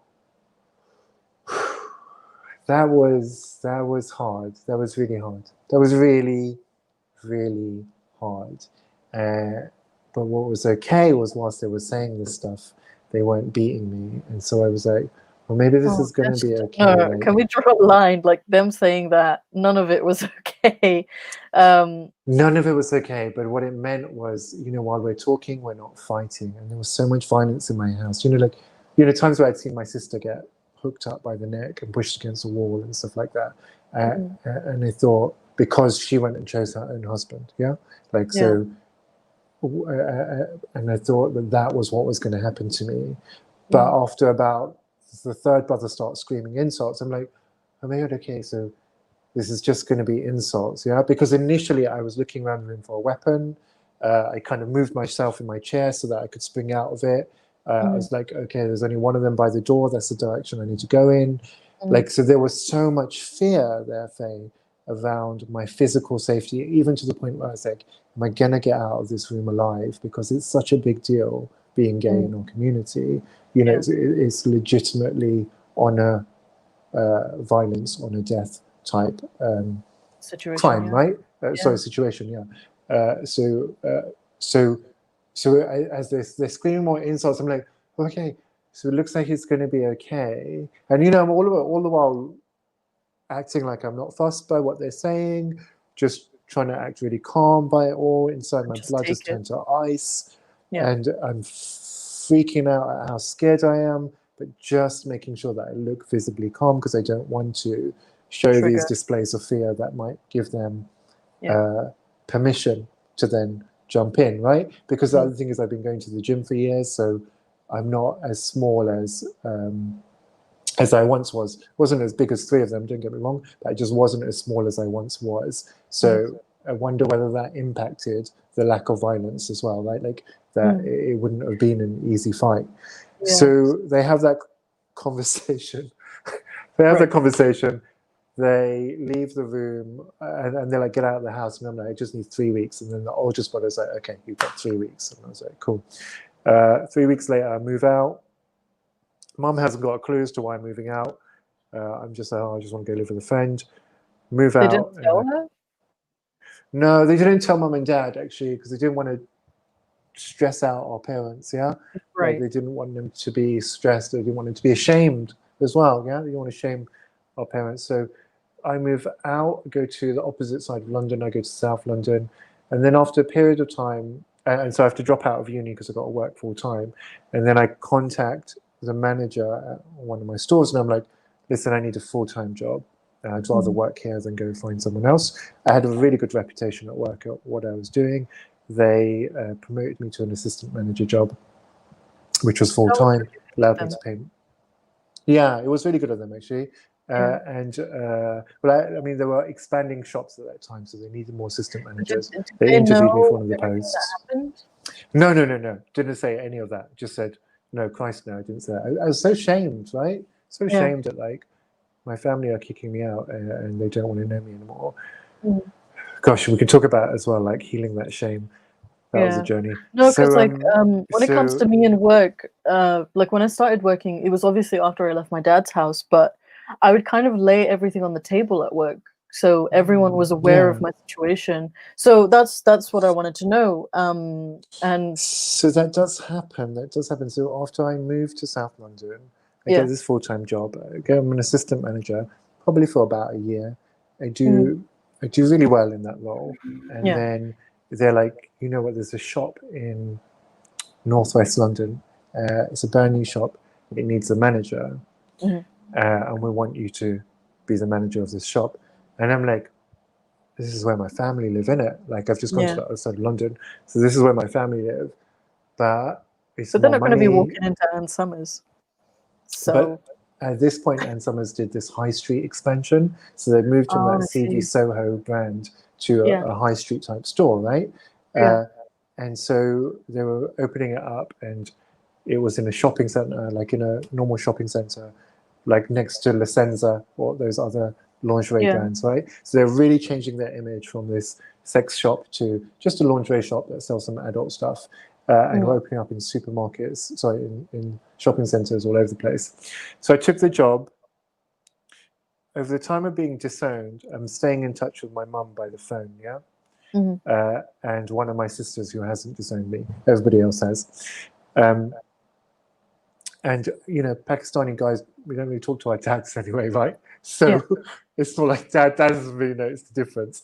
Wait. He didn't notice the difference. Was he aware that you left the house?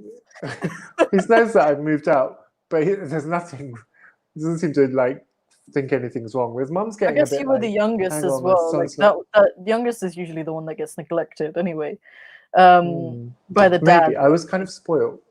I was spoiled compared to the rest of them because they'd broken down all of the rules when I was younger. So you were working in a sex shop. They didn't know that. Parents didn't know that. I think one of my brothers might have known it. My parents certainly didn't. So when I speak to my sister, I'm like, listen, I've got a promotion. There's a shop here. Mm.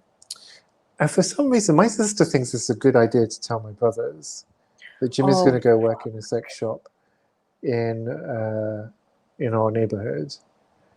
And things get really ugly and scary. So they start passing messages to my sister, who seems to think it's a good idea. So my sister and I used to be like this, yeah? Because she's a black sheep because she went and picked her own husband, who was Bangladeshi. And that is a massive deal, right? Yeah. Like, she picked a Bangladeshi husband and we're Pakistani. And all hell fucking broke loose, right? When that happened. And so we're kind of like the two black sheep. So she's coming and telling me, like, they're saying if you take that job, they're going to beat you up. And I'm like, they can come beat me up. I'm still taking the job. And then she'll come and tell me, if you take that job, they said they're going to hire a hitman to come and kill you. Shit. And they're looking into how much it costs, and they're thinking about pooling their money together so that they can have you assassinated, essentially. I kind of want to cry when I'm telling you this, actually. It's a really horrible thing to put somebody through.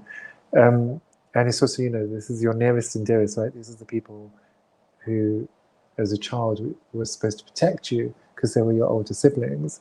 Yeah. So that happens, and I'm like, don't care, I'm taking this job. No idea why I got that coverage from Faye. So Just being young and because I was stupid, genuinely scared. Yeah, probably, right? Would that fucking kill me then? Like, if that's what you're going to do. But I won't be stopped, but probably a bit of stubbornness as well. So I can just imagine that. I won't be stopped. Won't be stopped. I will work in a sex shop, damn it. So what happens is then one of my brothers calls me, and I'm trying to have a conversation with him. I was like, you're shouting at me.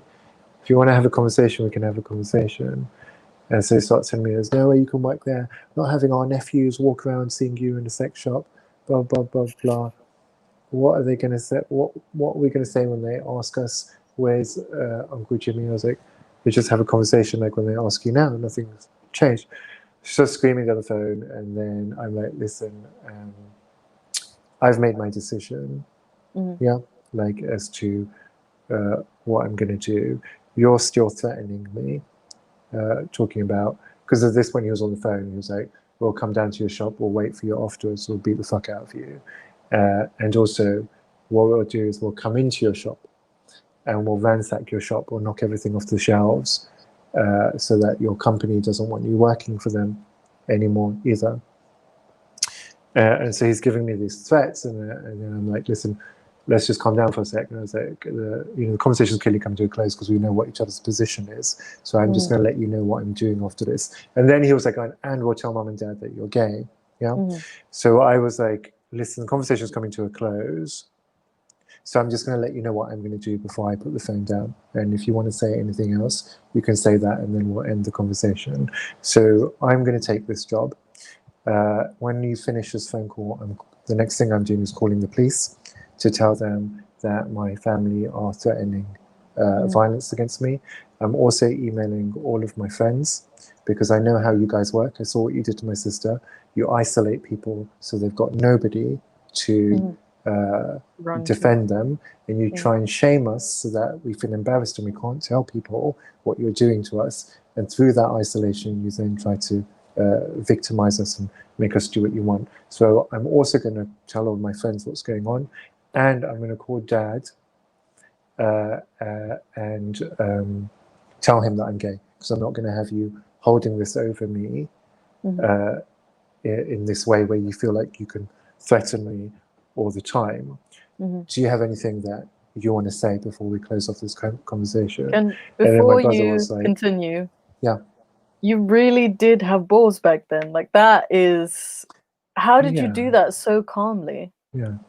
So there was a course I did, which is a bit, I think people call it a bit culty now, actually. It's called the Landmark Forum.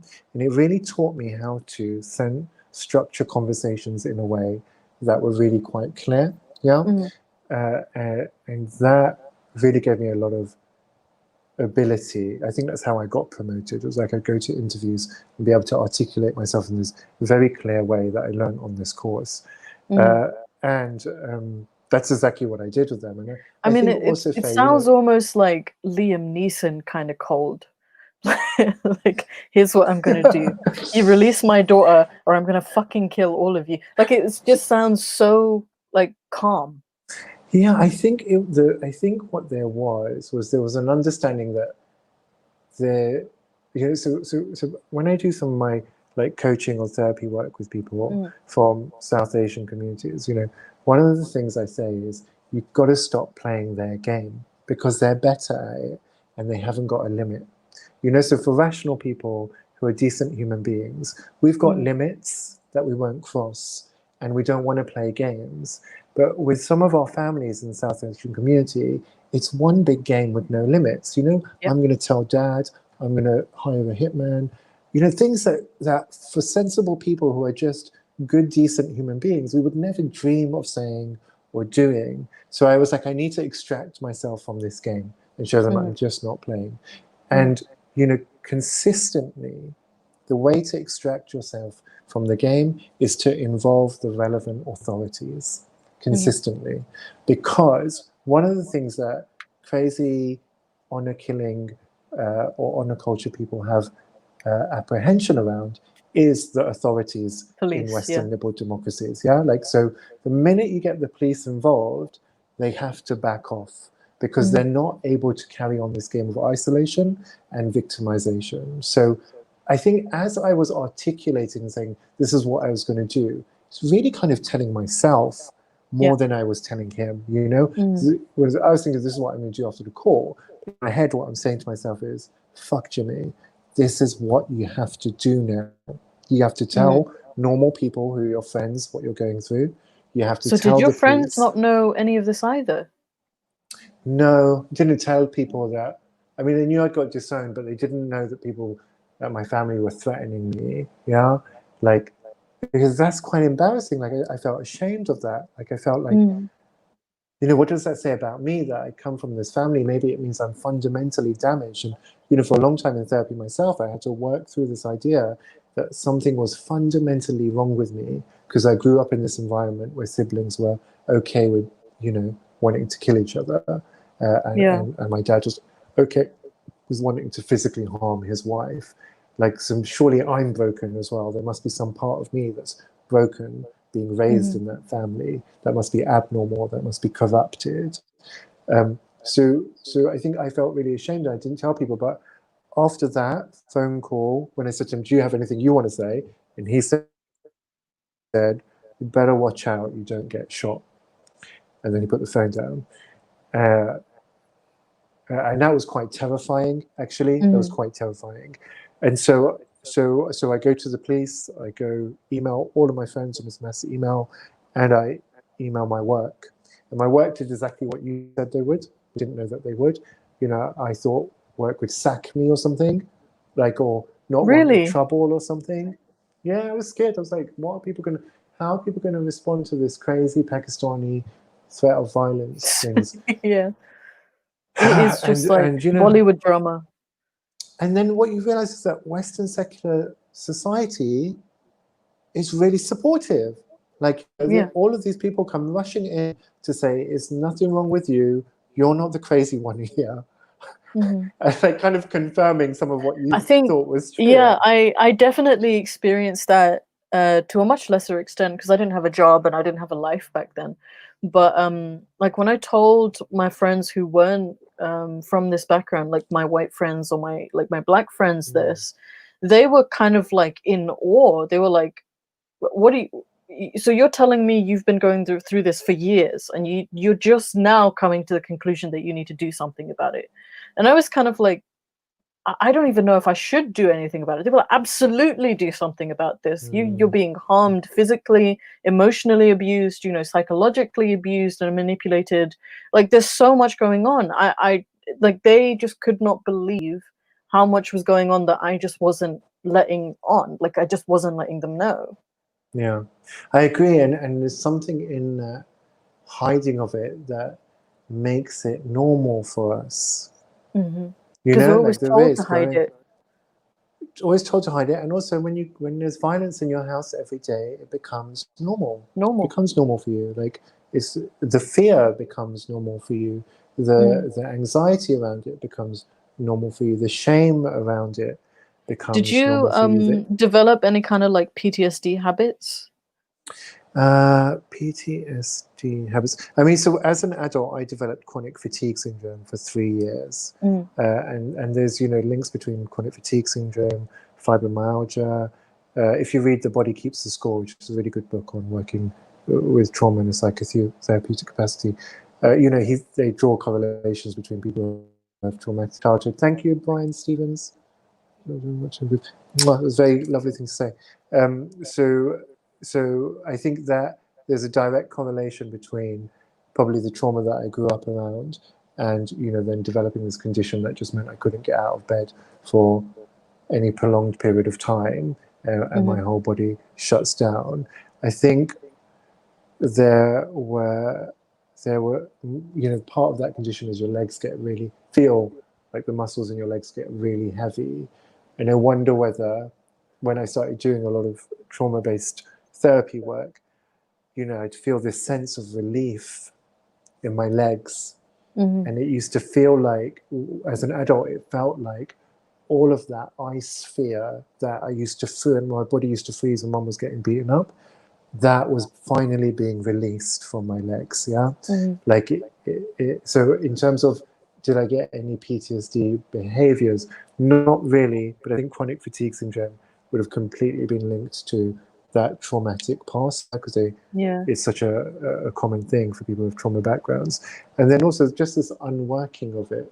So, like we were saying about having that big shield that you don't even remember you're carrying, like being able to finally put that down. Always having in my life some girl who I was trying to save. Always, like for up to about the age of about 30, always having some girl in my life who I was trying to save constantly, and that girl would change. And really understanding that that girl represented my mum. Like it was me still trying to save my mum, but this new person was But it was more replacing her. subconscious. You were just constantly. It was like the constant in your life that you had as a child. Yeah, you were trying to replace that constant. The one PTSD behavior that I developed was that I got weirdly good at recognizing different people's footsteps. Because my dad would come home in the evening from the mosque or whatever, and I got very, very keen to hearing him open and shut the door and then where his footsteps were going in the house. And it became so acute that I would always wake up when he was walking around the house. And later down the line, like I've moved into a new place and stuff, like I know who's moving around the house based on footsteps. And it's really weird.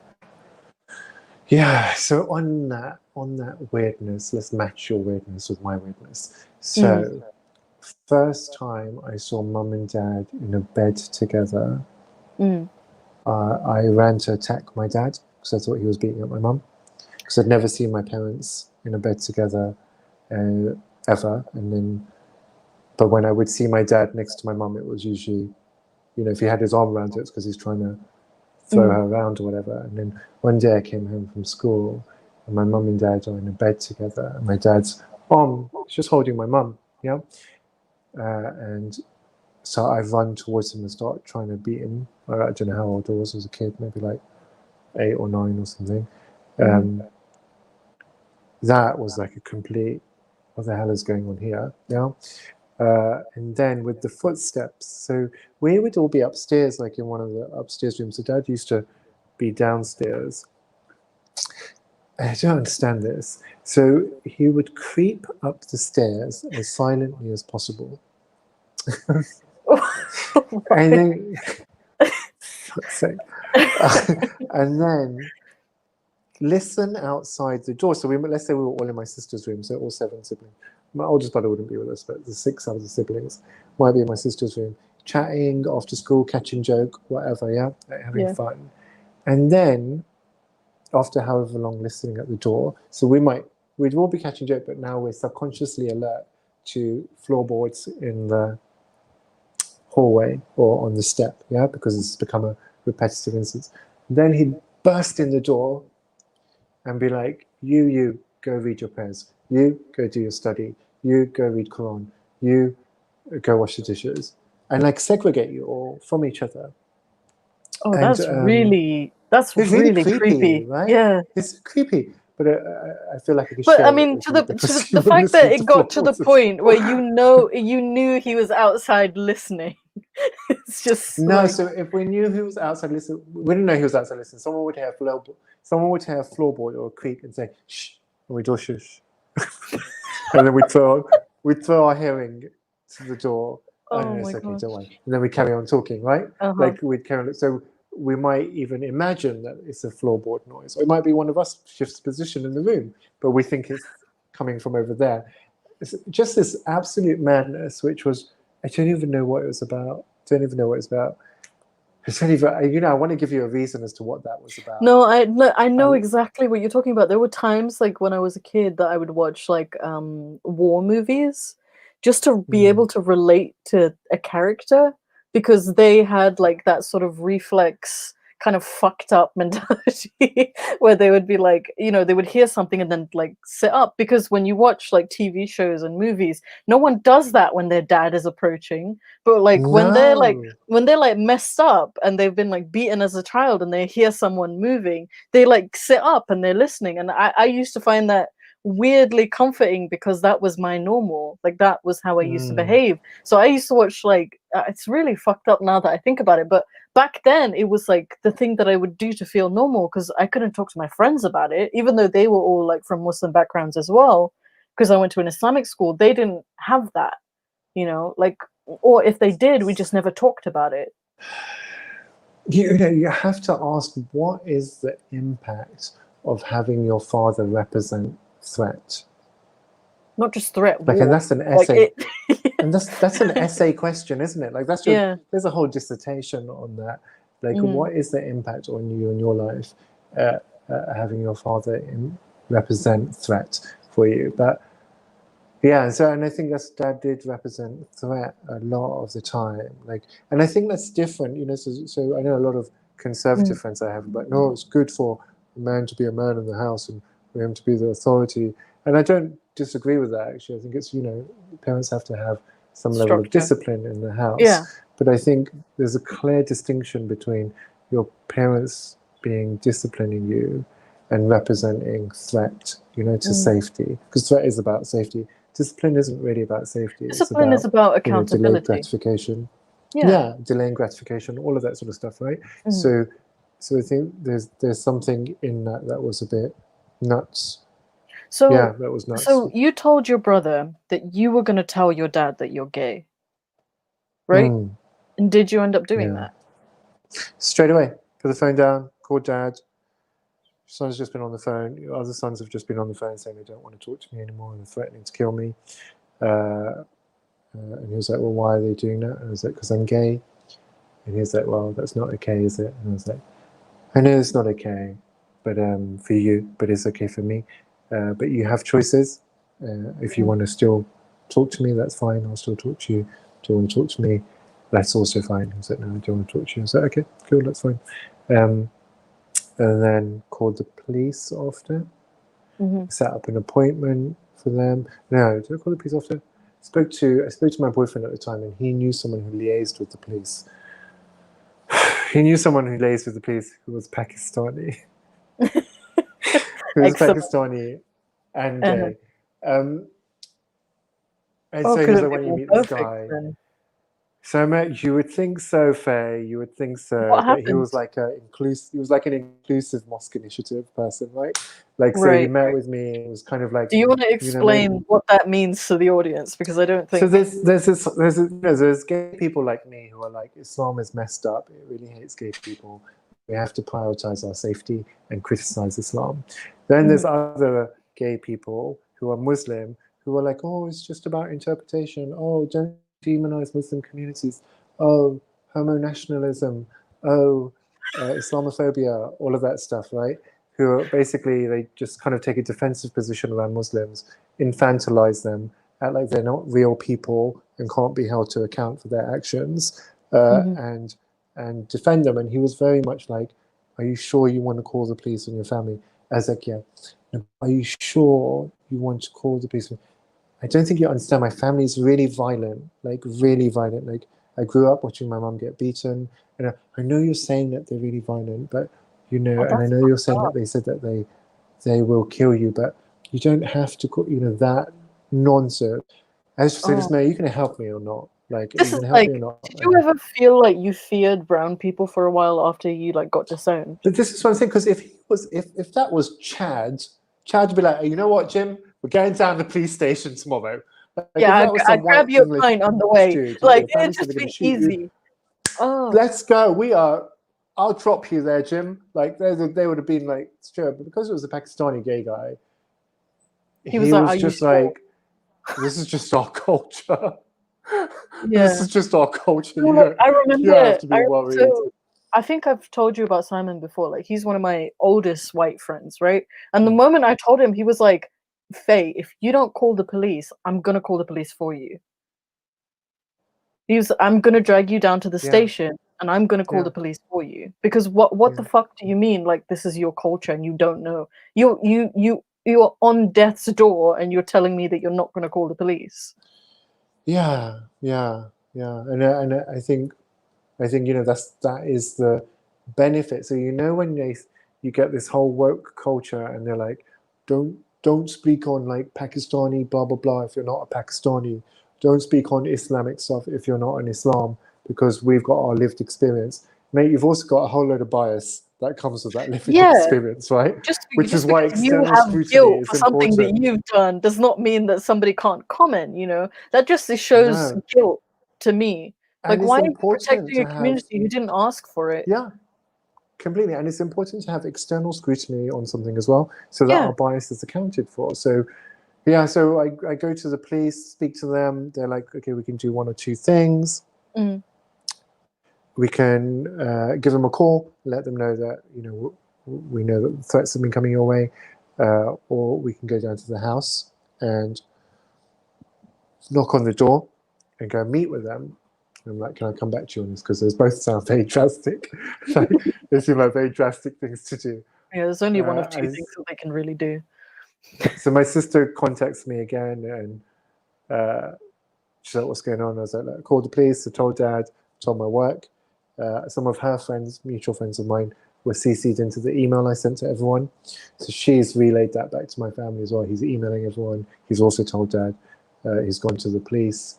And then they said to her, "If the police come around this house, then he's really starting. But if he leaves it now, we're just going to leave him alone." So I was like, "Cool, just leave it now." Because if I hear anything else from you, I'm going straight to the police. But at the moment, the police know what's going on. And I'll tell them not to call you, tell them not to come into your house. But if you come up to me, like, they know who to look for, and all of my friends know who it is if anything happens to me.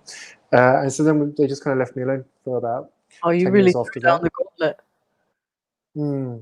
Yeah, and I think that's quite a skill, actually. I've taken that with me everywhere I go in my life. I'm really quite clear what the boundaries are now, and what I will accept and what I won't accept. Yeah. All right. Oof, that was deep. That was deep, right?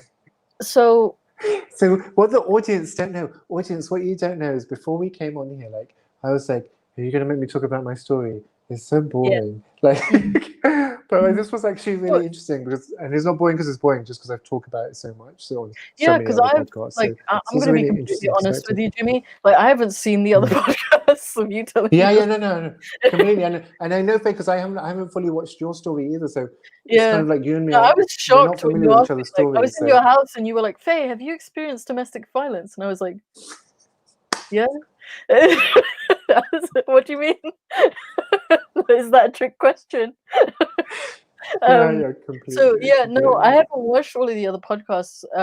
So I was kind of, But and gone are the days where there was like 5 ex-Muslims and everyone knew everybody's story, right? So also, those like, days are gone. because I do this all the time. Like, I'm sitting here, I'm sharing this story with someone else, and I'm peppering in my experience as well. Like, I just don't feel like I need like all of that other stuff in my life. So for me, it was very, very different, because the Jimmy I know is the one that gets like, who never leaves his house, and when he does, he gets fucked up, and he gets all of us fucked up. So it's like there's no sadness here, and like every time we go to an event as well, he's like, oh, it's sad shit again. Like, when are we going to talk about good shit?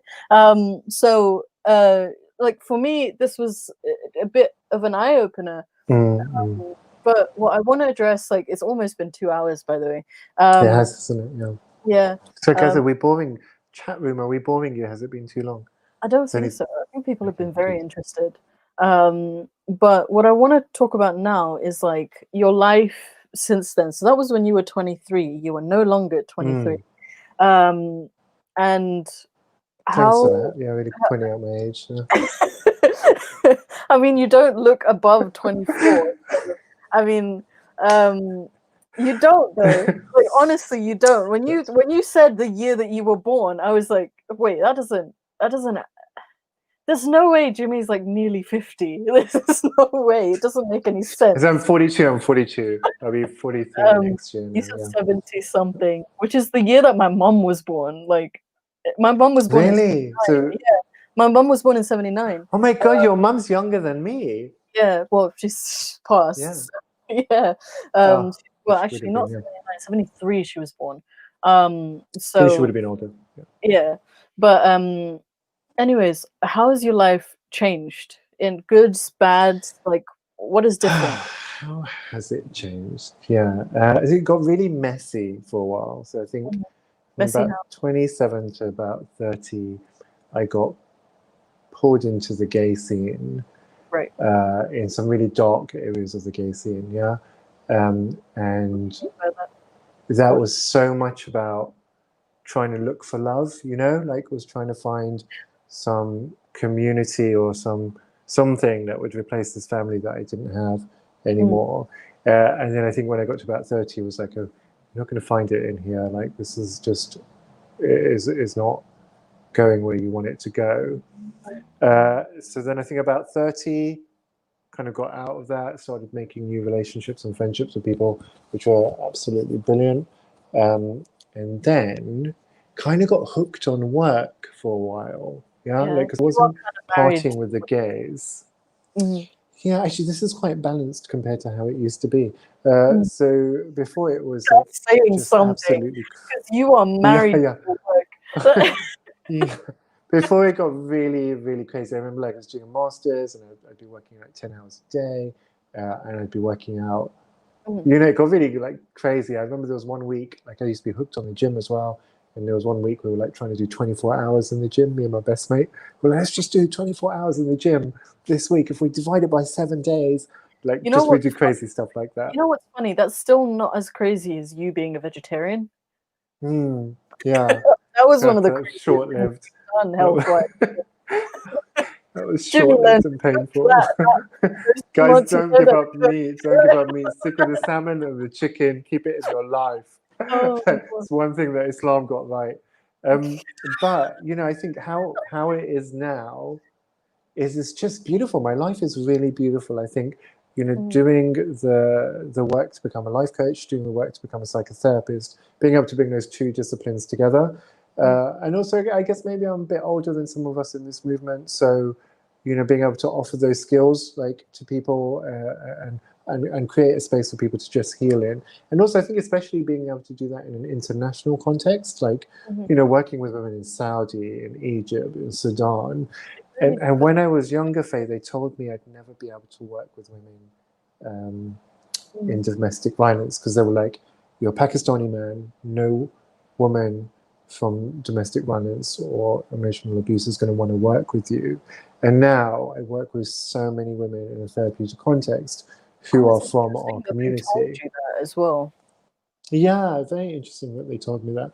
Very interesting. They were like, and I can see what they mean. Like if you're recruiting for a rape counselor, it usually has to be a woman, right? But so they kind of were working on, and if you go to Women's Aid or I wanted to speak to a man when I first left home. I wanted a male counselor. I requested a male counselor, and he was actually really, really good for the time. Interesting. I requested a female counselor. So I think sometimes people take for granted what they think they're going to get. But I think also there's a nuance there, because I am gay, that maybe it's different from having a straight male counselor. Like that can be an additional nuance for people. So I don't know if it would maybe it's... change. I mean, you're quite visibly gay. Like the guy that I got, I don't know what his sexuality was. Quite visibly gay. Yeah. Yeah. It's my gay tattoo. Well, no, I mean, just a turn of a phrase that kind of made me chuckle. I'm sorry.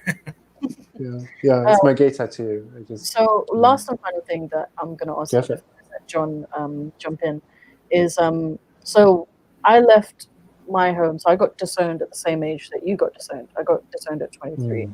And I'm arguably doing okay, like in terms of how my life is going, in terms of my mental health, my friends, and my social circle and stuff like that.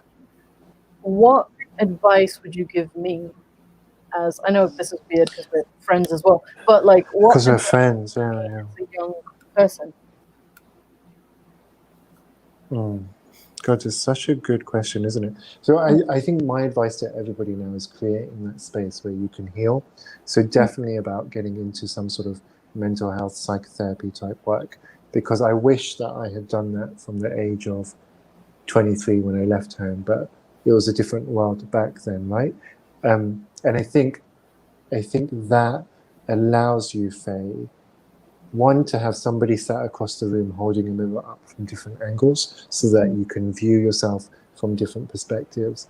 But why that's important is, one, all of that trauma healing, but two, those patterns that we don't heal, they keep on reoccurring in our lives. Yeah. So whether that is an inability to hold boundaries with your family that you never learn, so then actually you've got a boss who walks all over you, or you get a boyfriend who walks all over you, or you get a best friend who walks all over you, or you get an acquaintance who walks all over you. So being able to indulge yourself in this kind of work really allows you to start identifying the patterns, healing out the trauma, but then also changing your life so that you become much more fulfilled in your existence. And there's no other way I know that you can do that other than through being in therapy, talking about what's coming up with you and having it reflected back to you by your therapist. Thank you. John? So, well, let me first just say, I mean, I'm popping. I mean, if you guys have more to talk about, you know, you can keep going. I mean, I popped in to just let you know that we've been on for like 2 hours, and if we should, you know, maybe get to what I wanted to ask him. But if you have more to talk about, so should I go on? I think we're okay to go to John. Is that okay, Faye? We go to John and then start wrapping up. Is that right? I'm sorry. What's that, Jimmy? I didn't hear what you said. I said, let's go to. We'll go to you and we'll start wrapping up if that's okay. Oh, yeah. So, well, first thing I want to do, there was only one question for you, but there was just a couple other kind of funny things in here and some nice comments that I wanted to share that in case anybody who joined us late, which doesn't look possible. We don't have many viewers right now. But when Jimmy first got here, he posted in the chat, is it okay that I hit the thumbs down? No, I said thumbs up. Thumbs up. But you can hit the thumbs up. Oh, we did hit the thumbs up. All right, I read that. Yeah. So this is because I said it's like liking your own comment on Facebook, isn't it? Like, go for it. This is the portion of the show where John shows what an idiot he is. So we banned that P. Mars guy, and as a matter of fact, I was trying to jump in for like 10-15 minutes to tell somebody to get rid of his ass. And then I love this, Jimmy. I just love you so much, man. He shot a few things at P. Mars. He says, I love you, Mars. We were meant to be you and me, just the two of us. And then he says, Jimmy says, they won't separate us. I won't allow it. And then you blocked him. It happens anyway. Yeah.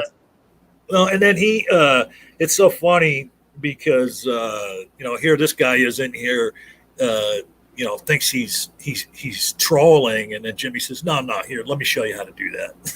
So that just cracked me up. And then the question that we had was from James Henry. And he wanted to ask you, Jimmy, you must have mentioned it. What is the exact meaning of jihad? And when is it allowed? And I saw that question and I'm like, that's a Faye question. It's not a gay Jimmy question, really. Like, well, that's an Armin Navabi question or Yasmin Mohammed. It's not a gay Jimmy question. I have no, my jihad This isn't the really place is for that. Also, I saw making that sure question, it's like, just making sure my biceps don't go too small. That's usually my jihad. Yeah, it's like, how can I get my arms bigger? My jihad is with the gym, really. mm-hmm. You have a jihad on your biceps, huh? All right. And then I just want to share this comment Marcus Tanbeck shared. This is the story I hear from gay people over and over, that this negative reaction from loved ones instills real fear of being seen for who they are. It makes me happy that sexuality is normalizing. Yeah. I mean, there's a lot that's happening with LGBT Muslims. Like we said, there's organizations like Iman and Hidayah who actually represent gay Muslims who are opening up and saying, actually, enough. We're going to be gay. And we're going to be Muslim, and we're going to be safe whilst we flip into it. Okay, and you haven't got a choice about that. I mean, they are much more in the West than anywhere else, so they have kind of got the protections of the police and such. But what we know is that when we see organizations like this blossom in the West, we're in such an international context now that we'll see organizations in the East start to mirror that somehow. Yeah. But then alongside that, we've got ex-Muslims, who are LGBT, who are saying, screw this religion. We don't need our safety based on any interpretation of this religion. We will be safe despite it, and we don't want our existence based on some interpretation. Like, we need Quran to tell us we're okay. And for me, that's a much more enticing conversation. Yeah, but we shouldn't, don't get it twisted. Like, only a few months ago, Brunei were like, "Hey, we feel like we want to kill gays too. We feel a bit left out," and they tried to implement a law, which they implemented the law, by the way. They just put a moratorium, extended the moratorium for death sentences to executions of gay as well. So, whilst it's important not to get complacent, because I think sometimes when I see like people in the West fighting for gay rights, I don't entirely know what they're fighting for. I feel like actually kind of gays in the West, we've got our rights. But why we should be focusing is the rest of the world and the emancipation of gay people there. I feel like sometimes Western activists think that the West is the only place that exists. We see that with feminism as well. Where some you haven't really got any problems. Well, and where else? Where else you see it, and I've mentioned this many times on this program. Atheists in the United States and other Western countries want to talk about how they're treated by Christians and how horrible it is. And when I met Faye and started finding out the plight of Muslim apostates, there's that kind of thing that you two were just talking about, where they don't realize, hey, you know what, you got it really good. People, there's other people that are atheists that could get killed for it. Yeah, that's kind of why we started doing this show, is because I feel like ex-Muslim issues are only ever spoken about in ex-Muslim circles, when really we should be speaking about it on a more diverse platform. Yeah. So on that. Oh, go ahead. Go ahead. Like there's quite a prominent gay YouTuber. I think her name is Ariel. So she did an interview for me the other day, and I was like, this is like the first LGBT person who's really. I think Peter Tatchell's kind of a big supporter of ex-Muslims, but she's. Say again. Ariel Scarcello. Yeah. So we did an interview the other day. I think it's been coming out this week, and I was like, Ariel's got a massive platform in the LGBT community. She does platform dissenting voices as well, but she did a gay lesbian on a Muslim lesbian on her show with a hijabi on, right? And then she so that was the only Muslim gay narrative you saw on her channel. So this is going to be me talking very critically about Islam and its attitude towards gays. It'll be interesting to see what happens, because things like Pink News, they don't really touch us. all of these gay organizations, they don't really come near us. I've reached out to quite a few, actually. The black sheep of our families. We're the Yeah. black sheep everywhere. We're the black sheep gays, yeah. Mm. Yeah. So this last one comment I wanted to share will lead us into my final questions for Jimmy, if I can get my There was phone one person up who here. asked, All right. What's that? there was one person who asked if you were gay, like right at the beginning. Oh yeah. I saw that. Well, and then he was throwing Can Jimmy. you tell that person I'm visibly gay? Can you, Yeah. can you tell that person I'm visibly gay? So, Hi Harry had said at towards the beginning of the conversation, he had heard very little from you, and I don't know what he was saying indeed to, but he was saying indeed to either you or someone.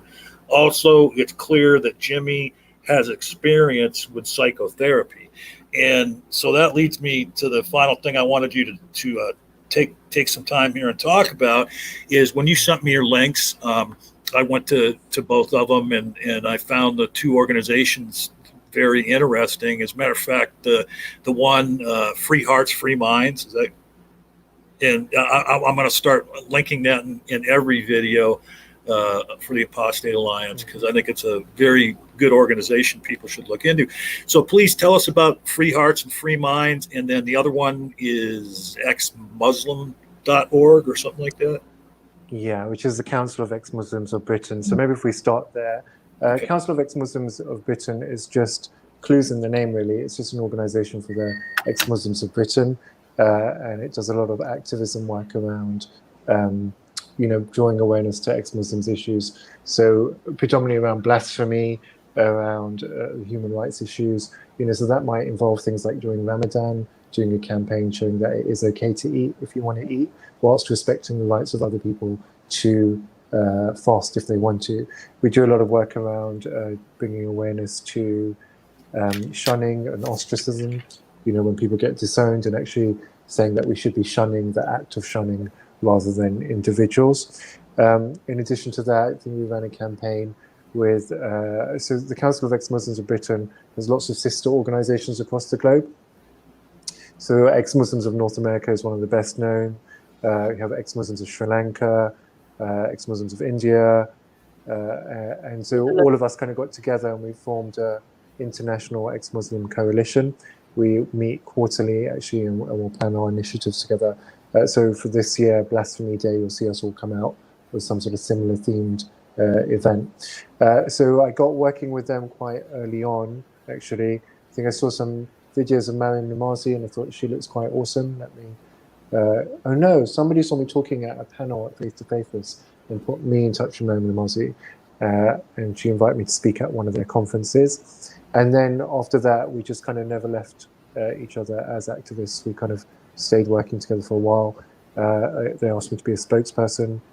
So every now and then I go out and speak on media outlets on their behalf. Yeah. And then the second organization. Say again? Most recently I was on The Big Question. So The Big Question on Sunday. Yeah, The Big Question is on the BBC. Yeah, so I was on The Big Question on the BBC. Yeah, the definition of Islamophobia. It was quite a shouty program. We were all like shouting over each other. It was. But it was like good. 10 seconds to talk. Yeah. Maybe. So I had to interrupt.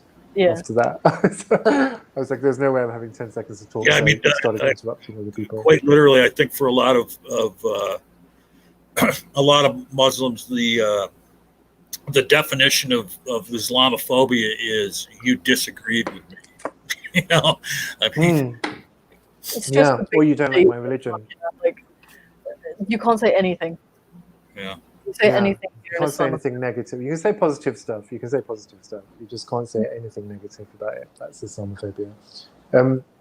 So then, about 3 years ago, because I'd been working as a life coach for quite a while, and really wanted to do some coaching work with people in the ex-Muslim community to help them move forward with their lives. So I was over in London thinking about how I could do that.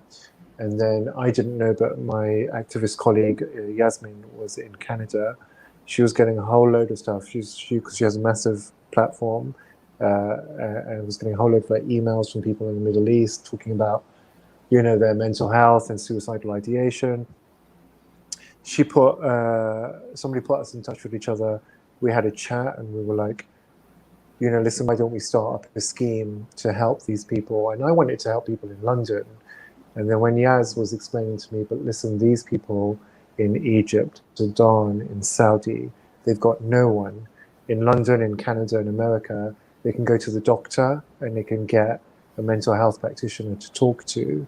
Whereas in these other countries, they've got no one. And I think the enormity of that really sank in. So I was like, okay, we're just going to focus on these people. And so we launched a scheme called freeheartsfreeminds.com, where people reach out to us who need mental health support. And they are usually in a more severe state than most other ex-Muslims. So I think a lot of other ex-Muslims will reach out to ex-Muslims in North America or go Facebook and join a Facebook group or go on Twitter and start tweeting or Reddit, and they'll start building a community that way. The people who tend to come to Free Hearts, Free Minds have either hit such a level of self-isolation, like withdrawing from society because of either paranoia or of actually the experience they've had when people have found out, or just this enormous sense of feeling different to the Muslim people around them, where every conversation seems to be dominated with peace be upon him or in the name of Allah. And so they retreat into themselves, and then there's usually coupled with that, high levels of depression or anxiety. And that anxiety can range from, what if my sibling looks at my phone, or what if my dad looks at my phone, like waking up having nightmares about somebody looking at their phone because they're scared they might see some evidence of their apostasy on there. And through to, what are my children being taught at school that I'm not allowed to counter, So you might be a mum and your 6-year-old is now coming home telling you it's a woman's job to clean and is refusing to help you clean up his room, which he used to do when he was 4 and 5 years old. But now the school is starting to instill in him that that's a woman's job. And as the mother, you can't challenge that, because if your son then goes to school and says, Mum said it was not, God didn't say it's a woman's job, or there is no God, well, then everybody is going to be persecuted for that, right? That's quite an interesting dynamic in apostasy, is when the parents and apostate and the children are still in an Islamic environment, how that adult apostate has to navigate this rearing of a child in this, contradictory relationship. As you can imagine, that plays havoc with your mental health. So when people reach out to us, they're usually in quite a bad state of affairs, actually. And what we do is we offer them 6 sessions of therapy with myself. And then at the end of that 6 sessions, they're just in a remarkably different place. I think it's really healing work. It's life-saving work, to be honest. And whatever country that person is in, doesn't matter what the time zone is different, I'll find a way to work with them generally. We're kind of looking at expanding the scheme now and what that looks like at the moment. Kind of growing the service proposition that we have. So we're looking into that at the moment. But by all means, if you go to our website, there's a whole page on testimonials, like all of the people saying how they were before they came to us, what their life is like now. It's really, really blessed, enhancing reading to kind of take a look and see the journey that people have been through and the healing that they've undergone. It's also completely supported by donations. So if anyone's got a few bob spare, please do make your way over to our page. And I was going to ask you that. I was going to ask you, so when they go to the website, there's a spot there where they can donate if they want to. So we have a Patreon page if you want to do a monthly donation, or there's just a one-off payment thing you can click on in it. I think it goes through to the Free Hearts, Free Minds PayPal, and you can leave a donation there. Anything will help. Absolutely anything will help. And I urge anybody, who is watching today or watches this as a video in the future, to go over and support that organization. I mean, it's so important. As Jimmy said, in Western countries, there's ways to, get support very easily. And if you, know someone who is in one of these countries that Jimmy mentioned, and they're having a trouble dealing with coming out of their religion and, having these emotional issues over being an apostate, please let them know about this organization, because I would imagine that a lot of the folks that Jimmy was talking about, because they're isolating and pulling back from the world, that they might not see the organization online, or they might not see this video because they're not really engaging, but perhaps you know them and you can pass the word along. Go ahead. So I think a number of things usually happen after I do a podcast, actually. So one of them is, you're right, people will refer Free Hearts, Free Minds to somebody who they know is going through difficulty. So often what we have is, like, people in the West have made a friend in Saudi, or made a friend in Tunisia, or made a friend in Sudan, and they're talking, and the friend in Sudan or the Muslim country isn't doing very well, and then the person in the West will tell them about Free Hearts, Free Minds and refer them on. So that often happens. Alternatively, somebody will contact me to work with me privately. If you want to do that, you can contact me through Twitter, or if you email jimmybangash@gmail.com, because some people want to do longer term work, and that would need to be financed by themselves. And then people in the West also who come from our community often will reach out to me and say they'd like to work together, because they won't get covered by the scheme, but if they wanted to work together, they can do that as well. So, those links are in the description. And also, I will get the links to the tweets we discussed at the top of the show in there. Next week, as I said, we're going to be joined by another ex-Muslim, Cheyenne Ali. I want to thank everybody for being here today.